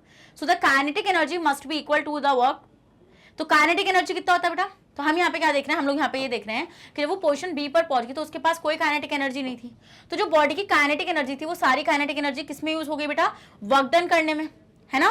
तो हम यहाँ पे बोल सकते हैं कि भाई जो आपकी काइनेटिक एनर्जी है वो किसके इक्वल है, वर्क डन के इक्वल है। और वर्क डन कितना होता है बेटा आपका, वर्क डन आपका होता है F इंटू एस। यहाँ से बनी पहली इक्वेशन, यहाँ से क्या बनी बेटा आपकी, यहाँ से बनी आपकी पहली इक्वेशन। समझ गए वाला पॉइंट। नाउ अब आपको पता है बेटा बॉडी के पास कुछ इनिशियल वेलोसिटी होगी, है ना, और कुछ फाइनल वेलोसिटी होगी, और एक्सेलरेशन जितनी स्पीड मतलब जितना उसका एक्सेलरेशन होगा भाई, और उसने कुछ ट्रैवल को भी कवर किया होगा, कुछ मतलब कि डिस्टेंस को भी ट्रैवल किया होगा। So according to third equation of motion, तो बेटा जो मोशन की थर्ड इक्वेशन थी जहां पर हमारे पास ये सारी चीजें थी, क्योंकि और इक्वेशन में टी था, थर्ड ही वाले में टी नहीं था, v square minus u square is equals to 2s।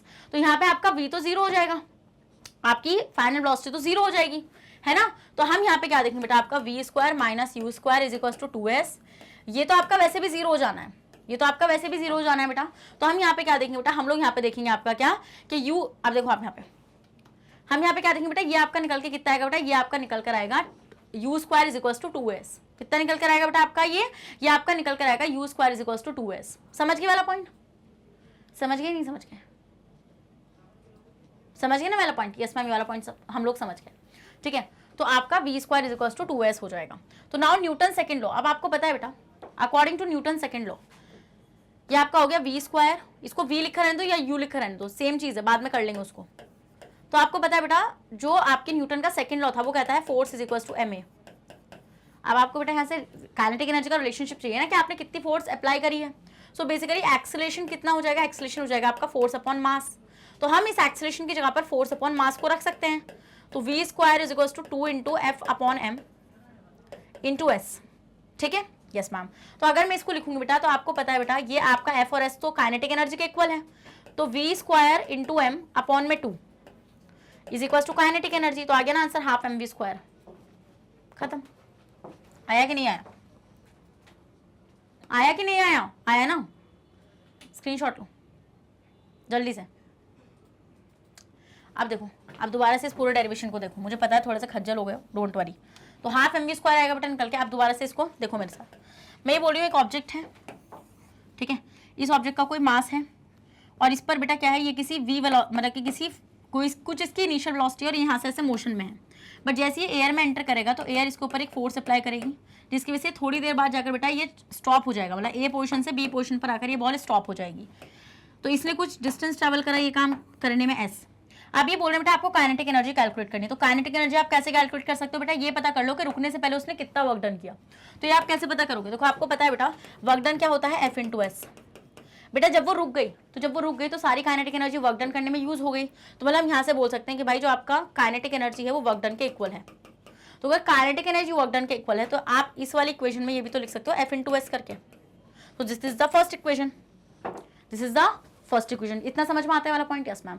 अब बेटा जब उस बॉल ने ट्रैवल किया तो उसकी खुद की वो इनिशियल वेलोसिटी थी, फाइनल वेलोसिटी थी, ये सारी चीजें थी। तो according to third equation of motion, motion की जो थर्ड इक्वेशन है बेटा जो क्या कहती है, जो कहती है आपकी v square is equal to u square minus 2s। जो क्या कहती है, v square is equal to u square minus 2s, ये कहती है बेटा यहाँ पे आपकी। तो हम देख रहे हैं बेटा फाइनल वेलोसिटी तो जीरो हो गई, फाइनल वेलोसिटी तो जीरो हो गई आपकी क्योंकि बॉडी रुक गई। तो मतलब u square is equal to 2s हो गया 2s, यस मैम। अब आपको पता है बेटा according to second law of motion, motion का जो सेकंड लॉ है जो कहता है F is equal to m a. तो एक्सेलरेशन आप यहाँ से पता कर सकते हो कितना एक्सेलरेशन करा होगा बेटा उसने, फोर्स अपॉन मास, है ना, यस मैम। तो मतलब आप इस वैल्यू को उठा के इस इक्वेशन में डाल सकते हो, इस वाली में सेकंड मान लो इसको। जब आप डालोगे बेटा यहाँ पे तो ये आपका कितना होगा सॉल्व होके, u square is equal to 2s, square यहाँ नहीं करती। तो हम देखेंगे बेटा यहाँ पे u square is equal to 2as। तो u square is equal to 2 into f upon m into S.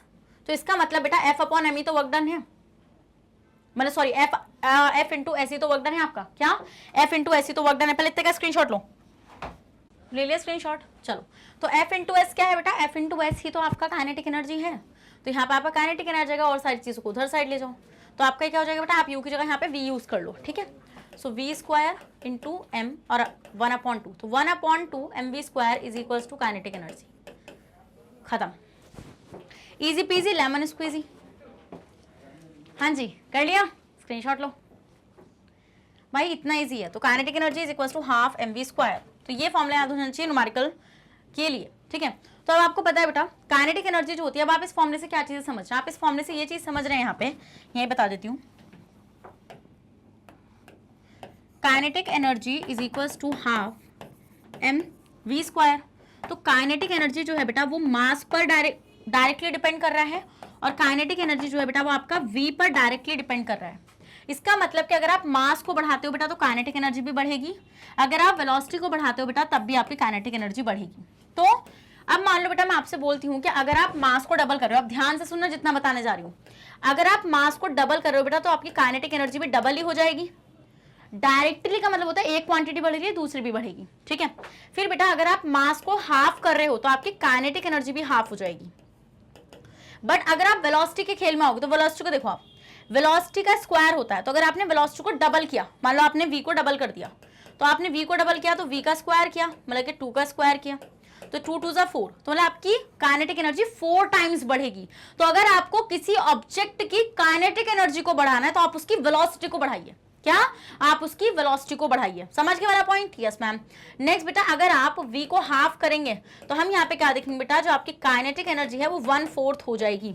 क्या हो जाएगी बेटा आपकी काइनेटिक एनर्जी? आपकी काइनेटिक एनर्जी हो जाएगी 1/4। तो मतलब कि ज्यादा तगड़ा इंपैक्ट काइनेटिक एनर्जी पर डालती है उस ऑब्जेक्ट का velocity.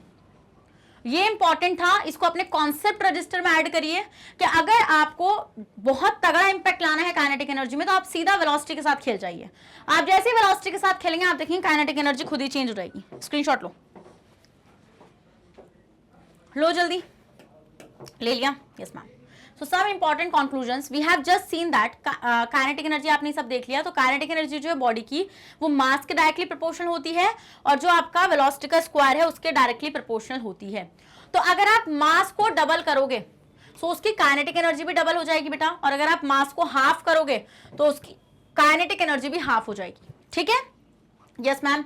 Again since the kinetic energy of a body is directly proportional to the square of its velocity, तो अगर आप बॉडी की वेलोसिटी को डबल करोगे बेटा तो उसकी काइनेटिक एनर्जी 4 टाइम्स इंक्रीज हो जाएगी, और अगर आप वेलोसिटी को बॉडी की हाफ करोगे तो उसकी काइनेटिक एनर्जी 1/4 हो जाएगी।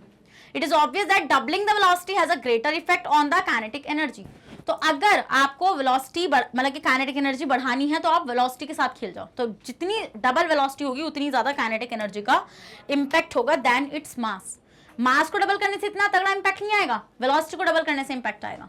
So since kinetic energy of a body depends on mass and velocity, so heavy bodies जो होंगी बेटा, जो आपकी हाई वेलोसिटीज से मूव कर रही होंगी, उनकी ज्यादा काइनेटिक एनर्जी होगी एज कंपेयर टू जो आपकी लाइट बॉडीज होंगी और वो मतलब कि कम वेलोसिटी से मूव कर रही होंगी। This is the reason why a blacksmith uses a heavier hammer than the one used by goldsmith. इसलिए हम लोग ये देखते हैं बेटा कि जो आपका ब्लैकस्मिथ होता है वो हैवी हैमर को यूज करता है और गोल्डस्मिथ हैवी हैमर को यूज नहीं करता। It has been found that driver increase the speed of his car and approaching hilly road. Let us see why this is done. बेटा ड्राइवर जो होता है बेटा, जब वो किसी हिली रोड पर चला रहा होता है गाड़ी को, तो वो वेलोसिटी को क्यों बढ़ाता है कार की? क्योंकि बेटा आपको पता है मोशन की वजह से जो एनर्जी है वो काइनेटिक एनर्जी है। तो बेटा अगर आप वेलोसिटी को इंक्रीज करोगे तो वेलोसिटी इंक्रीज करने के बाद आप वहां पे क्या चीज देखोगे, आपकी काइनेटिक एनर्जी खुद इंक्रीज हो जाएगी। तो ड्राइवर क्यों कर रहा है ऐसा वर्क? ड्राइवर को बेटा गाड़ी चढ़ानी है ऊपर। So when a car is moving on a flat road तो it has to do work to overcome the friction of the road. बेटा जब कार जो होती है, जब वो फ्लैट सरफेस पे मूव कर रही होती है तो सिर्फ और सिर्फ उसको वर्क करना पड़ता है फ्रिक्शन फोर्स को अपोज करने के लिए। बट जब वो हिली एरिया पर जाएगी तो उसको फ्रिक्शन फोर्स को तो अपोज करना ही करना है, साथ में उसको ग्रेविटेशनल फोर्स को भी अपोज करना पड़ेगा। So on the other hand when the car is going up, then in addition to friction and air resistance it has to do work against the force of gravity also. So thus a driver increase the speed of his car. तो driver जो होता है बेटा वो अपनी car की speed को बढ़ाता है and on approaching a hilly road to give more kinetic energy to the car so that it may go up against gravity. समझ में आया वाला पॉइंट आप लोगों को? आया कि नहीं आया समझ में? बताओ आ गया या नहीं आया? आ गया समझ में? So this car is going up the हिल। तो बेटा ये कार जो है हिल पर जा रही है। So in addition to friction and air resistance, it has to do work against gravity. तो बेटा इसको ग्रेविटी के अगेंस्ट भी वर्क करना पड़ेगा, फ्रिक्शन के अगेंस्ट भी वर्क करना पड़ेगा। तो ड्राइवर क्या करेगा? ड्राइवर कार की स्पीड को बढ़ाएगा जिससे कि ज्यादा काइनेटिक एनर्जी होगी बेटा कार के पास और वो ज्यादा वर्क कर पाएगी। ठीक है? समझ गए वाला point? Yes ma'am. So please note that in our discussion, आपको पता है बेटा वेलोसिटी और स्पीड हम लोग फिजिक्स में सेम टर्म के लिए यूज कर लेंगे, और ये जो है बेटा एनर्जी के लिए रिप्रेजेंट करता है, ये भी आपको पता है यार, kinetic energy. Next we move to students potential energy. So what is potential energy, let's begin this. तो पोटेंशियल एनर्जी जो होता है बेटा, पोटेंशियल एनर्जी से आप क्या समझे, काइनेटिक एनर्जी से आप यही समझे भाई मोशन की वजह से जो एनर्जी है वो है आपकी काइनेटिक एनर्जी। अब आप पोटेंशियल एनर्जी से क्या समझे बेटा, जल्दी बताओ क्या समझे आप पोटेंशियल एनर्जी से। आप पोटेंशियल एनर्जी से एक ही चीज समझे कि भाई जो आपकी पोटेंशियल एनर्जी होती है कि जब आपका ऑब्जेक्ट ग्राउंड से ऊपर होता है या फिर आपका ऑब्जेक्ट अपनी पोजीशन को चेंज कर रहा होता है, उसकी शेप या साइज में चेंज आ रहा होता है बेटा, तो उस टाइम पर जो उसके पास एनर्जी होती है वो होती है पोटेंशियल एनर्जी। तो पोटेंशियल एनर्जी बेसिकली रेस्ट पर जब ऑब्जेक्ट होगा आपका, तो suppose a brick is lying on the ground, बेटा सपोज करो कि एक ब्रिक जो है बेटा वो ग्राउंड पर रखी हुई है, तो उसके पास कोई एनर्जी नहीं है, वो कोई वर्क नहीं कर रही है, नहीं कर सकती। तो let us lift this brick. अब आप इस ब्रिक को बेटा लिफ्ट करो ऊपर और छत पर ले जाओ। So now some work has been done in lifting this brick. तो बेटा आपने कुछ वर्क तो किया है बेटा, है ना, against the gravity. So this work get stored up in the brick in the form of potential energy. तो जो वर्क डन आपने किया है बेटा वो वर्क डन उस ब्रिक के अंदर स्टोर हो गया है in the form of potential energy. So thus energy of a brick lying on the roof of a house is due to its higher position with respect to the ground, and if this brick falls from the rooftop and can do some work in breaking the window pane or somebody heads, the energy brick lying on the top roof is known as gravitational potential energy। तो बेटा जब भी आप object को surface से ऊपर रखोगे तो उस टाइम पर जो उसके पास एनर्जी रहेगी वो रहेगी आपकी क्या, ग्रेविटेशनल पोटेंशियल एनर्जी। ठीक है, क्योंकि वो उसको कैसे आई है, वो उसके पास आई ऐसे है कि भाई to has been acquired by doing work against gravity, gravity के अगेंस्ट वर्क करके वो एनर्जी उसके पास आई है। Another type of potential energy बेटा, जो एक टाइप की पोटेंशियल एनर्जी होती है इज इलास्टिक पोटेंशियल एनर्जी। जो क्या होती है बेटा, जो होती है elastic potential energy which is due to change in shape of the body. जो बॉडी के पास कैसे आती है बेटा, जब उसकी शेप में चेंज आता है। So change in shape of a body can be brought about by compressing, stretching, bending और ट्विस्टिंग। आप शेप में कैसे चेंज ला सकते हैं बेटा, या तो उसको स्ट्रेच कर कर, उसको बेंड कर कर, या फिर उसको ट्विस्ट कर कर आप इजिली जो होता है आपका, आप शेप में चेंज ला सकते हैं किसी भी ऑब्जेक्ट के। तो some work has to be done to change the shape of the body. तो कुछ वर्क बेटा आपको करना पड़ेगा बॉडी की शेप को चेंज करने के लिए temporary. So this work get stored in the deformed body. तो जो आपने जिसकी शेप बिगाड़ी है ना बेटा, तो ये वर्क डन उस बॉडी के अंदर स्टोर हो जाएगा इन the form of elastic potential energy. So when this deform body is released, बेटा जब आप उस बॉडी को नॉर्मल शेप में लेकर आओगे तो it come to its original shape and size and the potential energy is given out in some other form. और जो पोटेंशियल एनर्जी है बेटा वो किसी और फॉर्म में बाहर आ जाएगी।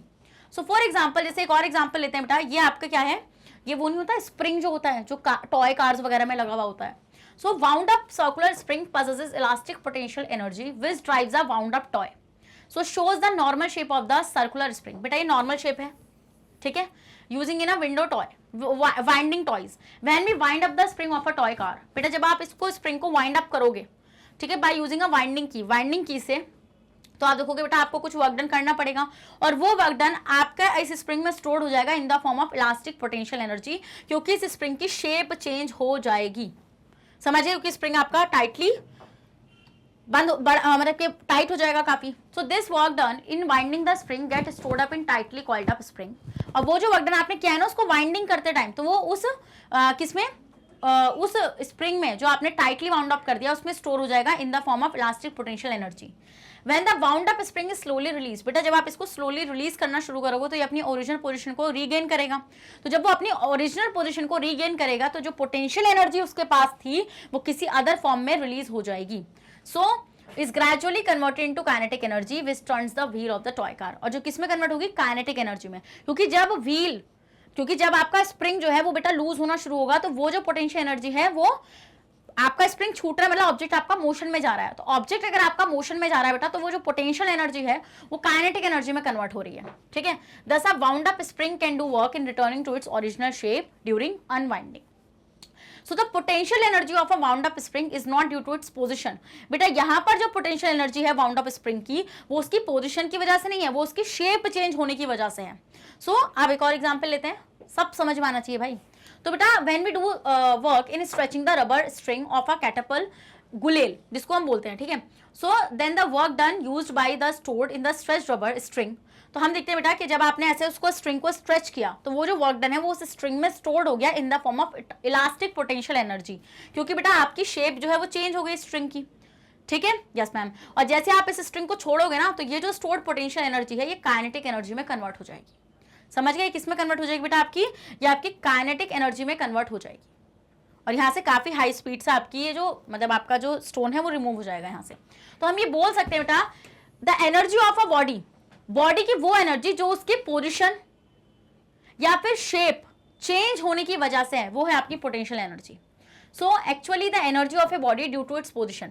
बेटा अगर एनर्जी जो है बॉडी की उसकी पोजिशन चेंज होने की वजह से, मतलब कि जैसे अबव द ग्राउंड, ग्राउंड से अगर वो ऊपर है तो उसको हम लोग बोलते हैं ग्रेविटेशनल पोटेंशियल एनर्जी। और अगर बॉडी की एनर्जी उसकी शेप चेंज होने की वजह से है बेटा, उसको हम लोग बोलते हैं इलास्टिक पोटेंशियल एनर्जी। समझ गए। So elastic potential energy is associated with the state of compression और extension. For example, the energy possessed by compressed spring or an extended spring is the elastic potential energy. समझ में आ गया वाला point, समझ में नहीं आया समझ में, yes ma'am. So thus the gravitational potential energy as well as elastic potential energy are commonly known as just potential energy. तो gravitational potential energy और elastic potential energy को हम लोग commonly क्या बोलते हैं बेटा, potential energy बोलते हैं, क्योंकि आपको potential energy तो समझ में आ ही चुकी है, जो किसी ऑब्जेक्ट के शेप चेंज होने की वजह से उसके पास होगी, या फिर अगर वो ऑब्जेक्ट आपका अबव द ग्राउंड होगा। समझ गए वाला पॉइंट, यस मैम। अब जैसे बेटा the water in a tank on the roof of a building, बेटा छत पर, बिल्डिंग की छत पर जो पानी आपके टैंक में स्टोर्ड हुआ है उसके पास भी पोटेंशियल एनर्जी है बेटा, क्योंकि वो ग्राउंड से ऊपर है। Yes ma'am. अ स्ट्रेच्ड रबर बैंड, बेटा जो स्ट्रेच्ड रबर बैंड है उसके पास भी पोटेंशियल एनर्जी, क्योंकि आपने स्ट्रेच करा है उसको, उसकी शेप को चेंज किया है। या फिर compressed gas in a cylinder, cylinder में जो आपकी कंप्रेस्ड गैस है बेटा उसके पास जो एनर्जी है वो भी पोटेंशियल एनर्जी है, क्योंकि हम वहां पे क्या देख रहे हैं बेटा, शेप चेंज हुआ है। So but this is due to the change in the shape और कॉन्फिगरेशन, बट ये जो है ये शेप चेंज होने की वजह से ये जो एनर्जी इस टाइम है। A ceiling fan which has been switched off, बेटा सीलिंग फैन है जब आपने उसको स्विच्ड ऑफ किया, so water in the reservoir of a dam, तो बेटा सबके पास पोटेंशियल एनर्जी है यहाँ पे। A spring expanded beyond its normal shape, a rubber band lying on the table and a stretch rubber band lying on the ground, all possesses potential energy. अब bent bow, बेटा वो जो आपका धनुष होता है जब आपने उसको बेंट बो मतलब बेंट किया, उसके पास भी पोटेंशियल एनर्जी, क्योंकि जब आप स्ट्रिंग को छोड़ेंगे ना तो आपका एरो निकल के जाएगा, तो मतलब बेसिकली आपकी शेप चेंज हुई ना, तो पोटेंशियल एनर्जी तो होगी। So the potential energy stored in the bent bow is used in the form of kinetic energy in throwing off an arrow. और ये वाली potential energy बेटा किस फॉर्म में यूज होगी, आपकी kinetic energy के फॉर्म में यूज होगी, जो एरो को थ्रो करने के लिए यूज की जाएगी। अब बॉडी में possesses energy even when it is not in motion. बेटा जो बॉडी होता है उसके पास एनर्जी होती है जबकि वो मोशन में हो या ना हो, और इसी एनर्जी को हम लोग बोलते हैं पोटेंशियल एनर्जी। इसलिए मैं बोलती हूँ बेटा मोशन में जब ऑब्जेक्ट है उसके पास काइनेटिक एनर्जी है, और आपका रेस्ट पर जब ऑब्जेक्ट है उसके पास क्या है बेटा, आपकी पोटेंशियल एनर्जी है। समझ में आता है इतना पॉइंट आप लोगों को, बताओ भाई आता है समझ में? Yes ma'am. So when we pull back the bow string we are storing potential energy in it, so a bent bow possesses potential energy. बेटा जब इस पर्सन ने, जब ये फीमेल ने ऐसे स्ट्रिंग को पीछे खींचा, बो को बेंट किया, तो हमने देखा बेटा यहाँ पर कि यहाँ पे शेप चेंज हुई, शेप चेंज होने की वजह से इसके पास आई पोटेंशियल एनर्जी। अब वो पोटेंशियल एनर्जी बेटा इस एरो के मोशन में यूज होगी इन the form of kinetic energy. Next बेटा ये बर्ड जो है ये हाइट से ऊपर बैठा है, मतलब कि ग्राउंड से ऊपर बैठा है, तो इसके पास इस टाइम क्या है, पोटेंशियल एनर्जी है, और ये कोई मोशन भी नहीं कर रहा है। ये बर्ड जो है बेटा, बर्ड के पास इस टाइम पे पोटेंशियल एनर्जी भी है और काइनेटिक एनर्जी भी है, क्योंकि ग्राउंड से ऊपर है और ये मोशन में है। चलिए, so body can have both potential energy as well as kinetic energy. तो हम बोल रहे हैं बेटा सेम टाइम पर बॉडी के पास पोटेंशियल एनर्जी भी हो सकती है बेटा, और काइनेटिक एनर्जी भी हो सकती है। सो हम देखते हैं बेटा जब आप काइनेटिक एनर्जी और पोटेंशियल एनर्जी को सम करते हो तो आपको मिलती है मैकेनिकल एनर्जी। क्या मिलती है बेटा? Mechanical energy. So a flying bird, a flying aeroplane and a man climbing a hill, सबके पास बेटा काइनेटिक एनर्जी भी है और पोटेंशियल एनर्जी भी है। कैसे बेटा? क्योंकि सब ग्राउंड से ऊपर भी हैं और मोशन में भी हैं। Stationary stone lying on the top of a hill has only potential energy. बेटा अगर आपका स्टोन जो है वो किसी हिल के टॉप पर रखा हुआ है, सिर्फ उसके पास इस टाइम पर पोटेंशियल एनर्जी है, क्योंकि वो मोशन में नहीं है, वो सिर्फ ग्राउंड से ऊपर है। बट जैसे ही बेटा ये आपका स्टोन नीचे की तरफ आएगा तो हम देखेंगे ये जो पोटेंशियल एनर्जी है ये धीरे धीरे किस में कन्वर्ट होने लगेगी बेटा? ये धीरे धीरे आपकी कन्वर्ट होने लगेगी काइनेटिक एनर्जी में। When this stone start rolling down, it has both potential and kinetic energy. And when the stone reach the bottom, और बेटा जैसे स्टोन आपके बॉटम पर आ जाएगा ना यहाँ पर, ठीक है, it has only kinetic energy. उसके पास सिर्फ और सिर्फ क्या होगी बेटा? काइनेटिक एनर्जी होगी। समझ गए वाला पॉइंट? समझ गए नहीं समझ गए? यस मैम समझ गए। चलो, so formula for potential energy, बेटा जैसे हमने काइनेटिक एनर्जी का फॉर्मूला देखा, ऐसे इसका देखेंगे, ठीक है। इसका सिंपली आपको फॉर्मूला पता होगा, the potential energy of a body is due to its. सबसे पहले आप मुझे बताओ पोटेंशियल एनर्जी बॉडी की किस वजह से है, कि भाई एक तो वो अर्थ से ऊपर है, एंड वो मतलब कि higher position and above the earth, and it is equal to the work done on the body. जितना वर्क डन आपने बॉडी पर किया है वो उसके इक्वल है against gravity in moving the body to that position. So to find out the potential energy of a body lying at a certain height, बेटा मान लो अभी आप किसी ऑब्जेक्ट की पोटेंशियल एनर्जी कैलकुलेट करना चाहते हो जो एक सर्टेन हाइट पर रखी हुई है। So that we have to do is to find out the work done in taking the body to that height. तो आप सिंपली वो वर्क डन मतलब फाइंड कर लो जो उसको उस हाइट तक ले जाने के लिए किया गया है, बस वही होगी पोटेंशियल एनर्जी के इक्वल। तो suppose a body of a mass M, तो बेटा सपोज करो एक बॉडी है जिसका मास है एम, वो आपने एक सर्टेन हाइट तक पहुंचा दिया, ठीक है, raise to a certain height to above the surface of the earth. तो मतलब क्या, इसने एक एच डिस्टेंस को कवर किया और एक सर्फेस तक ऊपर चला गया है। The force acting on the body is the gravitational pull of the earth. जो फोर्स है बेटा उसकी, वो क्या है बेटा, वो है आपकी gravitational pull of the earth m into G which act on the downward direction. ये g है बेटा, ठीक है। सो फोर्स क्या है, वेट ही तो है ये, to lift the body above the surface of the earth. तो जितनी फोर्स आपको लगानी पड़ेगी इसके वेट के इक्वल लगानी पड़ेगी, समझ के वाला पॉइंट। तो work done is equals to force into displacement. Force क्या है, फोर्स आपकी है वो वेट के इक्वल, मतलब कि m इंटू जी, और s आपका h हो गया, तो work done is equals to mgh। तो यहाँ से पोटेंशियल एनर्जी का फॉर्मूला क्या आता है बेटा, mgh, क्योंकि आपको पता है वर्क डन जो है बेटा वो उस बॉडी में स्टोर हुआ है in the form of potential energy. तो पोटेंशियल एनर्जी का फॉर्मूला आपको यहाँ से क्या मिलेगा बेटा, mgh मिलेगा, समझ के वाला पॉइंट।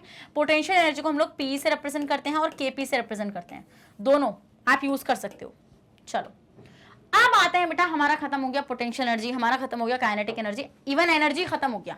अब किस पर आ रहे हैं बेटा, अब हम लोग आ रहे हैं आपका किस पे, पावर पर। किस पर आ रहे हैं बेटा, हम लोग आ रहे हैं पावर पर, और देखते हैं पावर का क्या सीन चल रहा है, ठीक है। सो पावर क्या होता है, पावर का मतलब क्या होता है, मान लो एग्जाम्पल लेते हैं, मान लो बेटा दो बच्चे थे। अब आप बोलोगे मैम ये एग्जाम्पल से ना पक चुके हैं, पक जाओ, मैं तो लूंगी, पर लड़की ले रहे हैं इस बार, चलो बच्चे ले लेते हैं, चिंटू मिंटू। कोई नाम बता दो, क्या नाम लिया करूं, चिंटू मिंटू, ठीक है। ये एक चिंटू था और एक था मिंटू। तो ये जो चिंटू और मिंटू था बेटा, तो ये गए जिम, इनको बड़ी जिम जाने की कि आज तो बॉडी बना देंगे भाई, बढ़िया मस्त बॉडी बना देंगे। हमने कहा चलो ठीक है भाई। तो इन्होंने क्या किया बेटा, इसने डंबल उठाए 10 टाइम्स और लिए 5 सेकेंड, और इसने भी डंबल उठाया बेटा 10 टाइम्स और इसने लिए पूरे 10 सेकेंड्स। किसके अंदर ज़्यादा पावर है। अब आप बोलेंगे मैम उसने 10 टाइम डंबल उठा ले, दोनों ने 10-10 टाइम उठाया, बट उसने कम टाइम लिया और इसने ज़्यादा टाइम लिया, मतलब चिंटू की पावर ज़्यादा है और मिंटू की पावर कम है। तो पावर क्या है, पावर है कि आपने कितना वर्क डन किया है पर यूनिट टाइम, ठीक है। तो power is equals to work done upon time, खत्म पावर। तो suppose a old man takes a 10 minutes to do a particular work. बेटा मान लो, सपोज कर लो कि एक ओल्ड मैन है जिसने 10 मिनट लिए बेटा, ठीक है, जिसने 10 मिनट लिए एक पर्टिकुलर वर्क को करने के लिए, और एक यंग मैन है बेटा, उसने उसी सेम काम को करने के लिए 5 मिनट लिए हैं। सो it is obvious that rate of doing work of young man is more than that of a old man. तो जो रेट है बेटा किसका, जो रेट है आपका इसका क्या बोलते हैं हम लोग, यंग मैन का, वो ज़्यादा है doing work than a old man. So the rate of doing work is known as power. बेटा रेट ऑफ डूइंग वर्क, काम करने का जो रेट होता है, इसी को हम लोग बोलते हैं बेटा power. So we can say that power of a young man is more than that of a old man. Power is defined as a rate of doing work. Power को आप कैसे डिफाइन करोगे बेटा, पावर को define करोगे as a rate of doing work. So it can obtain power by dividing the work done by time taken for doing the work. तो basically आप power कैसे कैलकुलेट कर सकते हो बेटा, पावर आप कैलकुलेट कर सकते हो वर्क डन बाय टाइम करके, ठीक है। वर्क डन आप टाइम करके आप पावर को इजिली कैलकुलेट कर सकते हो। So power is equals to work done upon time. तो पावर जो है बेटा, तो ये आपको समझ में आ गया, ठीक है, यस मैम। और अगर आपको एवरेज पावर निकालनी, तो एवरेज पावर में बेटा total work done by total time. तो when a work is done an equal amount of energy is consume. बेटा जब हम वर्क डन करते हैं तो उतनी ही अमाउंट ऑफ एनर्जी कंज्यूम होती है। तो हम अगर पावर को एनर्जी के फॉर्म में भी लिखना चाहे तो लिख सकते हैं। तो power is also defined as the rate at which energy is consume. तो पावर को आप ऐसे भी डिफाइन कर सकते हैं बेटा, जिस रेट से आपकी एनर्जी कंज्यूम हो रही है। तो मतलब कि वर्क डन की जगह आपका आ जाएगा एनर्जी। तो एक फॉर्मूला आपका पावर का यहाँ से मिल जाएगा। So we can obtain power by dividing energy consumed by time taken. तो जितनी एनर्जी लगी है बेटा यहाँ पे आपकी एनर्जी कंज्यूम्ड, जितनी भी एनर्जी कंज्यूम हुई है और जितना टाइम लगा है, तो वो उसकी पावर है, ठीक है, yes ma'am. So power is the rate at which work done और एनर्जी इज कंज्यूम। तो पावर बेसिकली क्या है बेटा, जिस रेट पर वर्क हो रहा है या फिर जिस रेट पर एनर्जी कंज्यूम हो रही है। So it is clear from the above discussion that we can write formula for calculating power in terms of work done and in terms of energy. Power बेटा आपकी एक स्केलर क्वांटिटी होती है. Scalar quantity क्या होती है बेटा? जिसका सिर्फ और सिर्फ आपका मैग्नीट्यूड होता है, कोई डायरेक्शन नहीं होती है. फिर अगर बेटा मैं यहाँ पर यूनिट ऑफ पावर की बात करूँ, तो पावर जो होता है बेटा हमें मिल कैसे रहा है? वर्क डन को डिवाइड करके उसके टाइम से जितना टाइम उसने लिया है. So work is measured in joules. तो वर्क तो हम जूल में करते हैं मेजर, और आपका टाइम रहता है सेकेंड्स में. ठीक है, तो हम यहाँ पे क्या देखेंगे? अब पावर की जो यूनिट होती है वो होती है वॉट. तो power is equals to work done upon time. तो ये हो जाएगा आपका जूल और ये हो जाएगा सेकंड्स में. तो joule per second, joule per second. Yes ma'am. तो पावर की जो यूनिट होती है बेटा, पावर की यूनिट होती है आपकी वॉट. तो जो ऐसा यूनिट होती है बेटा पावर की, वो क्या होती है आपकी? वॉट होती है. ठीक है, yes ma'am. So we can define 1 watt. अगर हम लोग 1 वॉट को यहाँ पे डिफाइन करें तो बेटा मैं क्या बोल सकती हूँ? 1 वॉट इज इक्वल्स टू, जब आपने 1 जूल वर्क डन किया है 1 सेकंड में, बात खत्म. क्या होता है? We can now say that unit of मतलब कि 1 वॉट क्या है? 1 watt is the power of an appliance. Appliance की वो पावर जो 1 जूल वर्क कर रही है पर सेकेंड्स. ठीक है, सो 1 watt is the power of appliance which consume energy at a rate of 1 joule per second. और अगर आप इसको एनर्जी में लेंगे तो एनर्जी भी जूल में ही होता है बेटा. जब उसने 1 जूल एनर्जी को कंज्यूम किया 1 सेकेंड में, तो उसकी पावर 1 वॉट थी. ठीक है, समझ में आया? तो 1 watt is equals to 1 joule per second. 1 watt is equals to 1 joule per second बेटा आ जाएगा. So rate of an the power of an electrical appliance tell us the rate at which electrical energy is consumed by it. So for example बेटा जैसे example लेते हैं हम लोग यहाँ पे कि बल्ब ऑफ 60 वॉट. बेटा आपके पास 60 वॉट का बल्ब है जिसकी पावर 60 वॉट की है. ठीक है, और वो 60 जूल एनर्जी को कंज्यूम कर रही है पर सेकंड. तो मतलब उसकी पावर 60 वॉट का मतलब क्या हो गया? 60 वॉट का मतलब है भाई कि 60 जूल एनर्जी को कंज्यूम कर रही है पर सेकंड, एक सेकंड में. So different electrical appliances have a different power. बेटा आपने देखा भी होगा आपके घर में जो भी इलेक्ट्रिकल अप्लायंसेस होंगे उनके ऊपर पावर लिखी रहती है, 100 वॉट, 60 वॉट, मतलब ऐसे लिखा हुआ रहता है. तो मतलब हर अप्लायंस की एक डिफरेंट पावर होती है. सो अब आप देखते हैं बेटा जो पावर आपका आया है बेटा एक Scottish, the unit of power called what is after the Scottish inventor, engineer and designer James Watt. ठीक है, जेम्स वॉट. तो जेम्स वॉट ने बेटा स्टीम इंजन को डिजाइन किया था, उनके बाद ये चीज़ आई है. ठीक है, so what is small unit of power. बेटा जो वॉट होती है आपकी, ये शायद मैंने जूल में बोल दिया था ना स्टीम इंजन का, वहाँ पे नहीं है, ये जेम्स वॉट ने किया था स्टीम इंजन का. सो वॉट एक स्मॉल यूनिट होती है बेटा पावर की. तो अगर आपको बड़े अप्लायंसेस की पावर निकालनी है, कुछ भी कैलकुलेट करना है, तो उसको आप वॉट में तो कैलकुलेट नहीं कर सकते. बेटा आपको वहाँ पे यूज़ करना पड़ता है किलो वॉट या फिर mega what. So kilo watt आपको पता है बेटा 1 किलो वॉट में कितने वॉट्स होंगे? 1 किलो वॉट में आपके होंगे 1000 वॉट. क्या होंगे बेटा? 1 किलो वॉट में आपके 1000 वॉट होंगे. तो 1 वॉट में कितने किलो वॉट होंगे? 1/1000 किलो वॉट. याद कर लो बेटा ये, वरना जिंदगी बहुत हो जाएगी. ठीक है, सो ये समझ में आया. 1 मेगावाट में अगर मैं बात करूँ बेटा, तो 1 मेगावाट में हमारे होते हैं कितने? 10 लाख. 6 0 याद रखा करो. तो मतलब कि 1 वॉट में कितने मेगावाट होंगे बेटा? 1/1 2 3 4 5 6 इतने मेगावाट होंगे. समझ गए वाला पॉइंट? मतलब कि 10⁻6 मेगावाट होंगे, मतलब 10⁻⁻6 मेगावाट होंगे. स्क्रीनशॉट लो बेटा इसका जल्दी से. ले लिया स्क्रीनशॉट? हाँ जी, लिया कि नहीं लिया स्क्रीनशॉट? ले लिया. यस मैम, ले लिया स्क्रीनशॉट हमने यहाँ पे. चलिए, so the yet another unit of power is called horse power. बेटा एक और यूनिट होती है हॉर्स पावर. ठीक है, जो कितनी इक्वल होती है बेटा? अगर हम उसको वॉट में लिखेंगे तो horse power is equals to 746 watt. Watt में कितनी होती है? 746 वॉट होती है. ठीक है, 1 हॉर्स पावर. समझ में आया वाला पॉइंट आप लोगों को? Yes ma'am. और अगर आप इसको किलो वॉट में लिखेंगे तो पहले आप वॉट से इसको किलो वॉट में कन्वर्ट कर लेना. तो अगर मैं लिखूंगी यहाँ पे तो 746 वॉट से किलो वॉट में जाने के लिए 1000 से डिवाइड करेंगे तो इट विल इक्वल टू 0.746 या फिर 0.75. अगर आप राउंड ऑफ करके लिखोगे इतना किलो वॉट होगा 1 हॉर्स पावर में. ठीक है, समझ में आया वाला पॉइंट आप लोग? Yes ma'am. सो ये आप स्क्रीनशॉट ले सकते थे, पहले आप ले लो. ले लिया? चलिए ले लिया. Yes ma'am.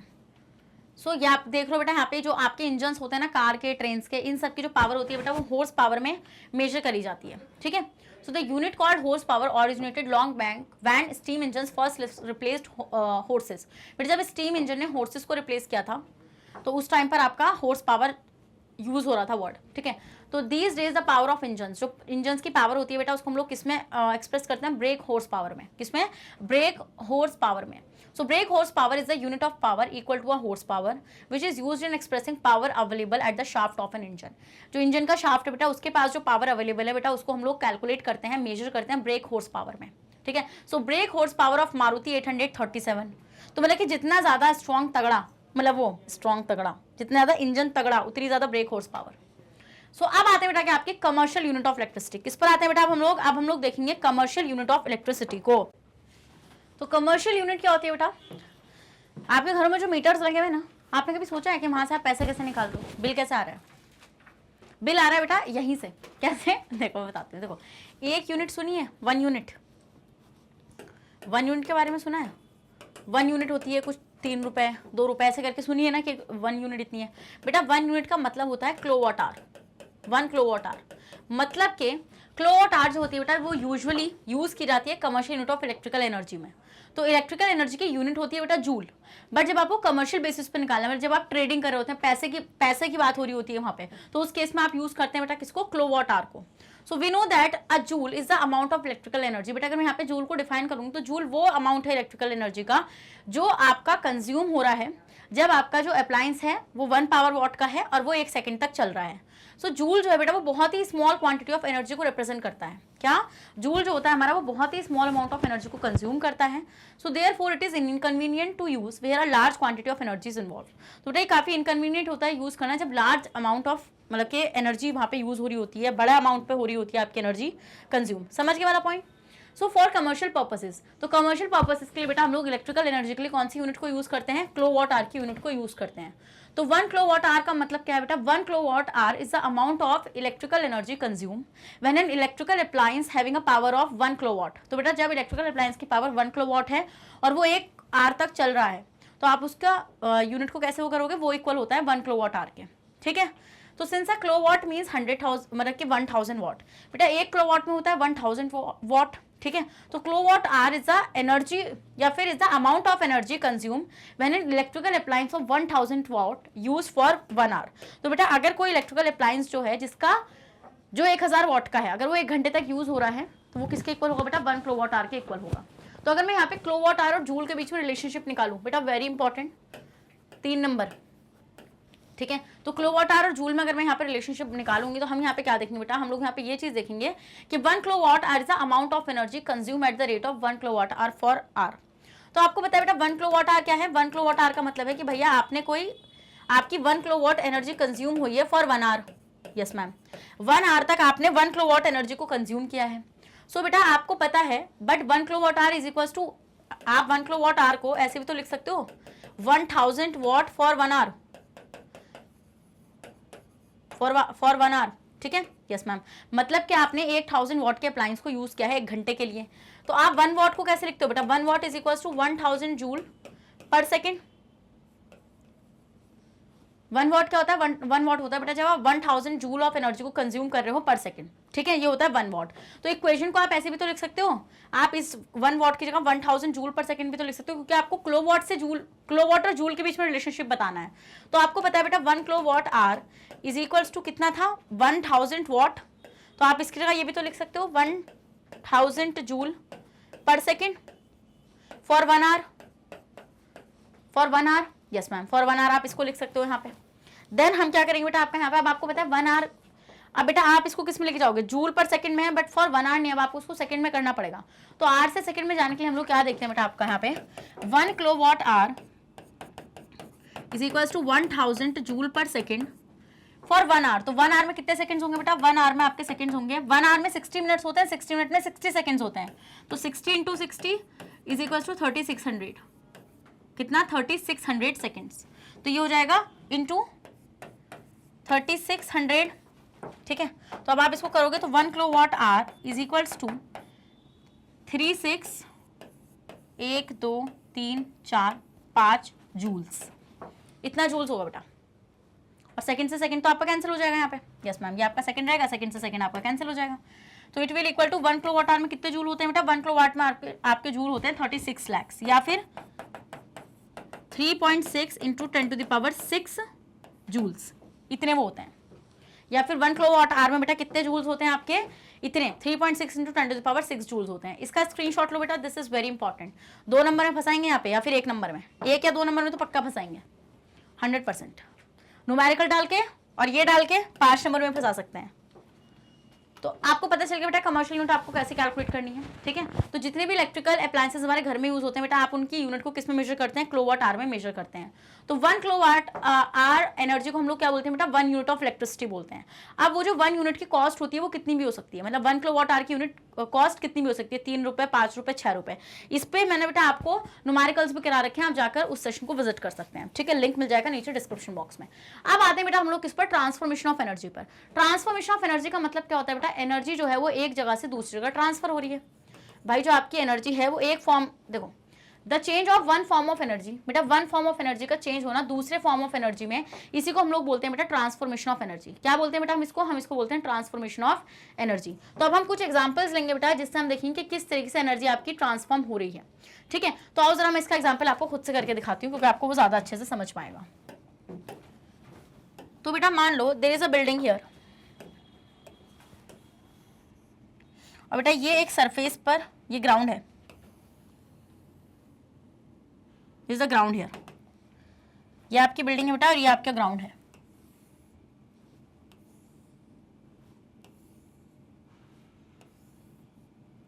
ठीक है। तो अब हम क्या देखेंगे बेटा, मान लो यहाँ पर इस रूफ पर एक स्टोन रखा हुआ है, ये रहा। तो बेटा अब एक बात मुझे यहाँ पे बताओ, इस स्टोन के पास कितनी एनर्जी है इस टाइम पे। ये स्टोन जो है आपका, इस स्टोन के पास काइनेटिक एनर्जी है या फिर पोटेंशियल एनर्जी। मुझको सिर्फ इतना जवाब दे दो, जल्दी से मुझे सिर्फ इतना जवाब दे दो। तो अब आपको पता है बेटा इस स्टोन के पास है हमारी क्या, पोटेंशियल एनर्जी। क्यों है बेटा इसके पास पोटेंशियल एनर्जी, क्योंकि जो आपका ये ग्राउंड है, ठीक है, ये ग्राउंड है, तो ये ग्राउंड से ऊपर रखा है ना, अबव रखा हुआ है, तो मतलब कि इसके पास पोटेंशियल एनर्जी है इस टाइम पर। बट जैसे बेटा आपने इसको यहाँ से रिलीज किया, जैसे यहाँ से रिलीज होगा बेटा, तो मान लो स्टोन यहाँ तक आ गया, तो हम यहाँ पे क्या देख रहे हैं बेटा, जब आप इसको रिलीज कर रहे हो तो मतलब स्टोन आपका मोशन में चला गया। अभी तक वो रेस्ट में था बेटा, अब स्टोन किस में आ गया, stone is in motion. Stone किस में आ गया बेटा, स्टोन आपका यहाँ पे मोशन में आ गया नहीं आ गया यहाँ पे, यस मैम, स्टोन आपका यहाँ पे मोशन में आ गया। तो इसका मतलब बेटा मोशन की वजह से जो एनर्जी होती है वो होती है आपकी काइनेटिक एनर्जी। तो हम यहाँ पे ये देख रहे हैं कि भाई जो आपकी पोटेंशियल एनर्जी इनिशियली स्टोन के पास थी, अब वो पोटेंशियल एनर्जी काइनेटिक एनर्जी में ग्रेजुअली कन्वर्ट होने लगेगी। तो हम यहाँ पे क्या बोलेंगे बेटा, at this point potential energy is converted into kinetic energy, ठीक है, is gradually converted into, gradually मतलब धीरे धीरे, gradually converted into kinetic energy. किसमें कन्वर्ट होने लगेगी बेटा, आपकी धीरे धीरे काइनेटिक एनर्जी में कन्वर्ट होने लगेगी। और जैसे ही स्टोन बेटा नीचे आता चला जाएगा, उतनी ही ज्यादा पोटेंशियल एनर्जी गिरनी शुरू हो जाएगी और काइनेटिक एनर्जी बढ़नी शुरू हो जाएगी। और जैसे ही स्टोन आकर बेटा किसको टच करेगा, जैसे ये ग्राउंड को टच करेगा ना, तो हम यहाँ पे क्या देखें बेटा, इसके पास काइनेटिक एनर्जी तो होगी मैक्सिमम, और इस टाइम पर पोटेंशियल एनर्जी हो जाएगी बेटा जीरो। पोटेंशियल एनर्जी क्या हो जाएगी बेटा, आपकी जीरो हो जाएगी, ठीक है। और इस टाइम पर जब स्टोन आपका रेस्ट पर था तो पोटेंशियल एनर्जी थी मैक्सिमम और काइनेटिक एनर्जी थी इसके पास जीरो।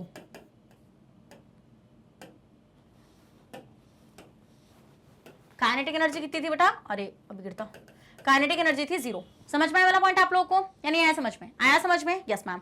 फिर जैसे ही काइनेटिक एनर्जी ग्राउंड को हिट करेगी तो हम देखेंगे बेटा आपकी काइनेटिक एनर्जी ट्रांसफॉर्म हो जाएगी किसमें बेटा, हीट एनर्जी में और साथ में साउंड एनर्जी में। तो हम यहां से देख रहे हैं बेटा एनर्जी ट्रांसफॉर्मेशन हो रहा है नहीं हो रहा है। भाई पहले जो आपका स्टोन था, लिखो इस चीज को नोट करो, जो आपका स्टोन था बेटा उस स्टोन के पास थी पोटेंशियल एनर्जी। देन जैसे ही वो नीचे आ रहा था बेटा, तो वो जो पोटेंशियल एनर्जी थी बेटा उसकी वो कन्वर्ट होने लगी धीरे धीरे काइनेटिक एनर्जी में।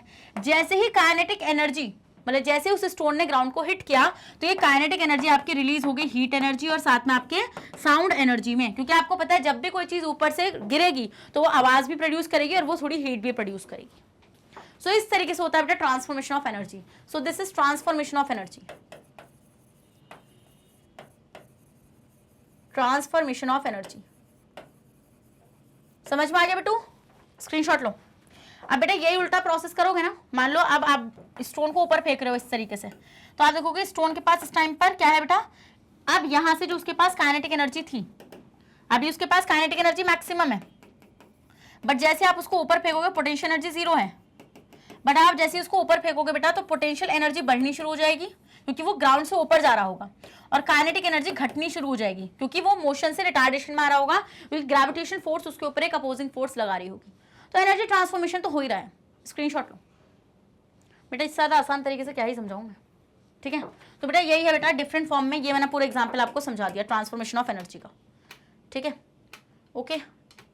चलो अब आते हैं बेटा energy transformation eight a hydro electric power house. बेटा एनर्जी ट्रांसफॉर्मेशन देखेंगे हम लोग हाइड्रो इलेक्ट्रिक पावर हाउस पे, जहाँ पे बेटा पानी से बिजली बन रही है। तो हम देखते हैं we will not describe the energy transformation which takes place at a hydro electric power house. At a hydro electric power house एक डैम बिल्ट होता है बेटा रिवर के ऊपर। तो रिवर में जो पानी है बेटा, रिवर में जो पानी है उसके पास क्या है बेटा, पोटेंशियल एनर्जी है क्योंकि वो ग्राउंड से ऊपर है। और जैसे वो, यार ये फॉलिंग वाटर पे मैंने लिख दिया, मतलब इस पानी के पास है पोटेंशियल एनर्जी, और जब वो फॉल कर रहा है बेटा तो वो आपकी जो पोटेंशियल एनर्जी है वो धीरे धीरे काइनेटिक एनर्जी में कन्वर्ट हो रही है, वो ग्राउंड से करीब आ रही है। फिर बेटा जैसे ही वो फ्लोइंग वाटर टरबाइंस पर गिरेगा तो टरबाइन रोटेट करेंगे, ठीक है, और वो जनरेटर में जाने के बाद वो काइनेटिक एनर्जी किस में कन्वर्ट हो जाएगी बेटा, आपकी इलेक्ट्रिकल एनर्जी में कन्वर्ट हो जाएगी। तो हम देखते हैं बेटा जो रिवर है वहां से हमने पानी को लाके कलेक्ट कर लिया डैम में। Water stored behind the dam has a lot of potential energy. बेटा जो डैम के पीछे पानी स्टोर है उसके पास बहुत ज़्यादा पोटेंशियल एनर्जी है, बट ये जो पोटेंशियल एनर्जी है अभी हमारी किसी काम की नहीं है।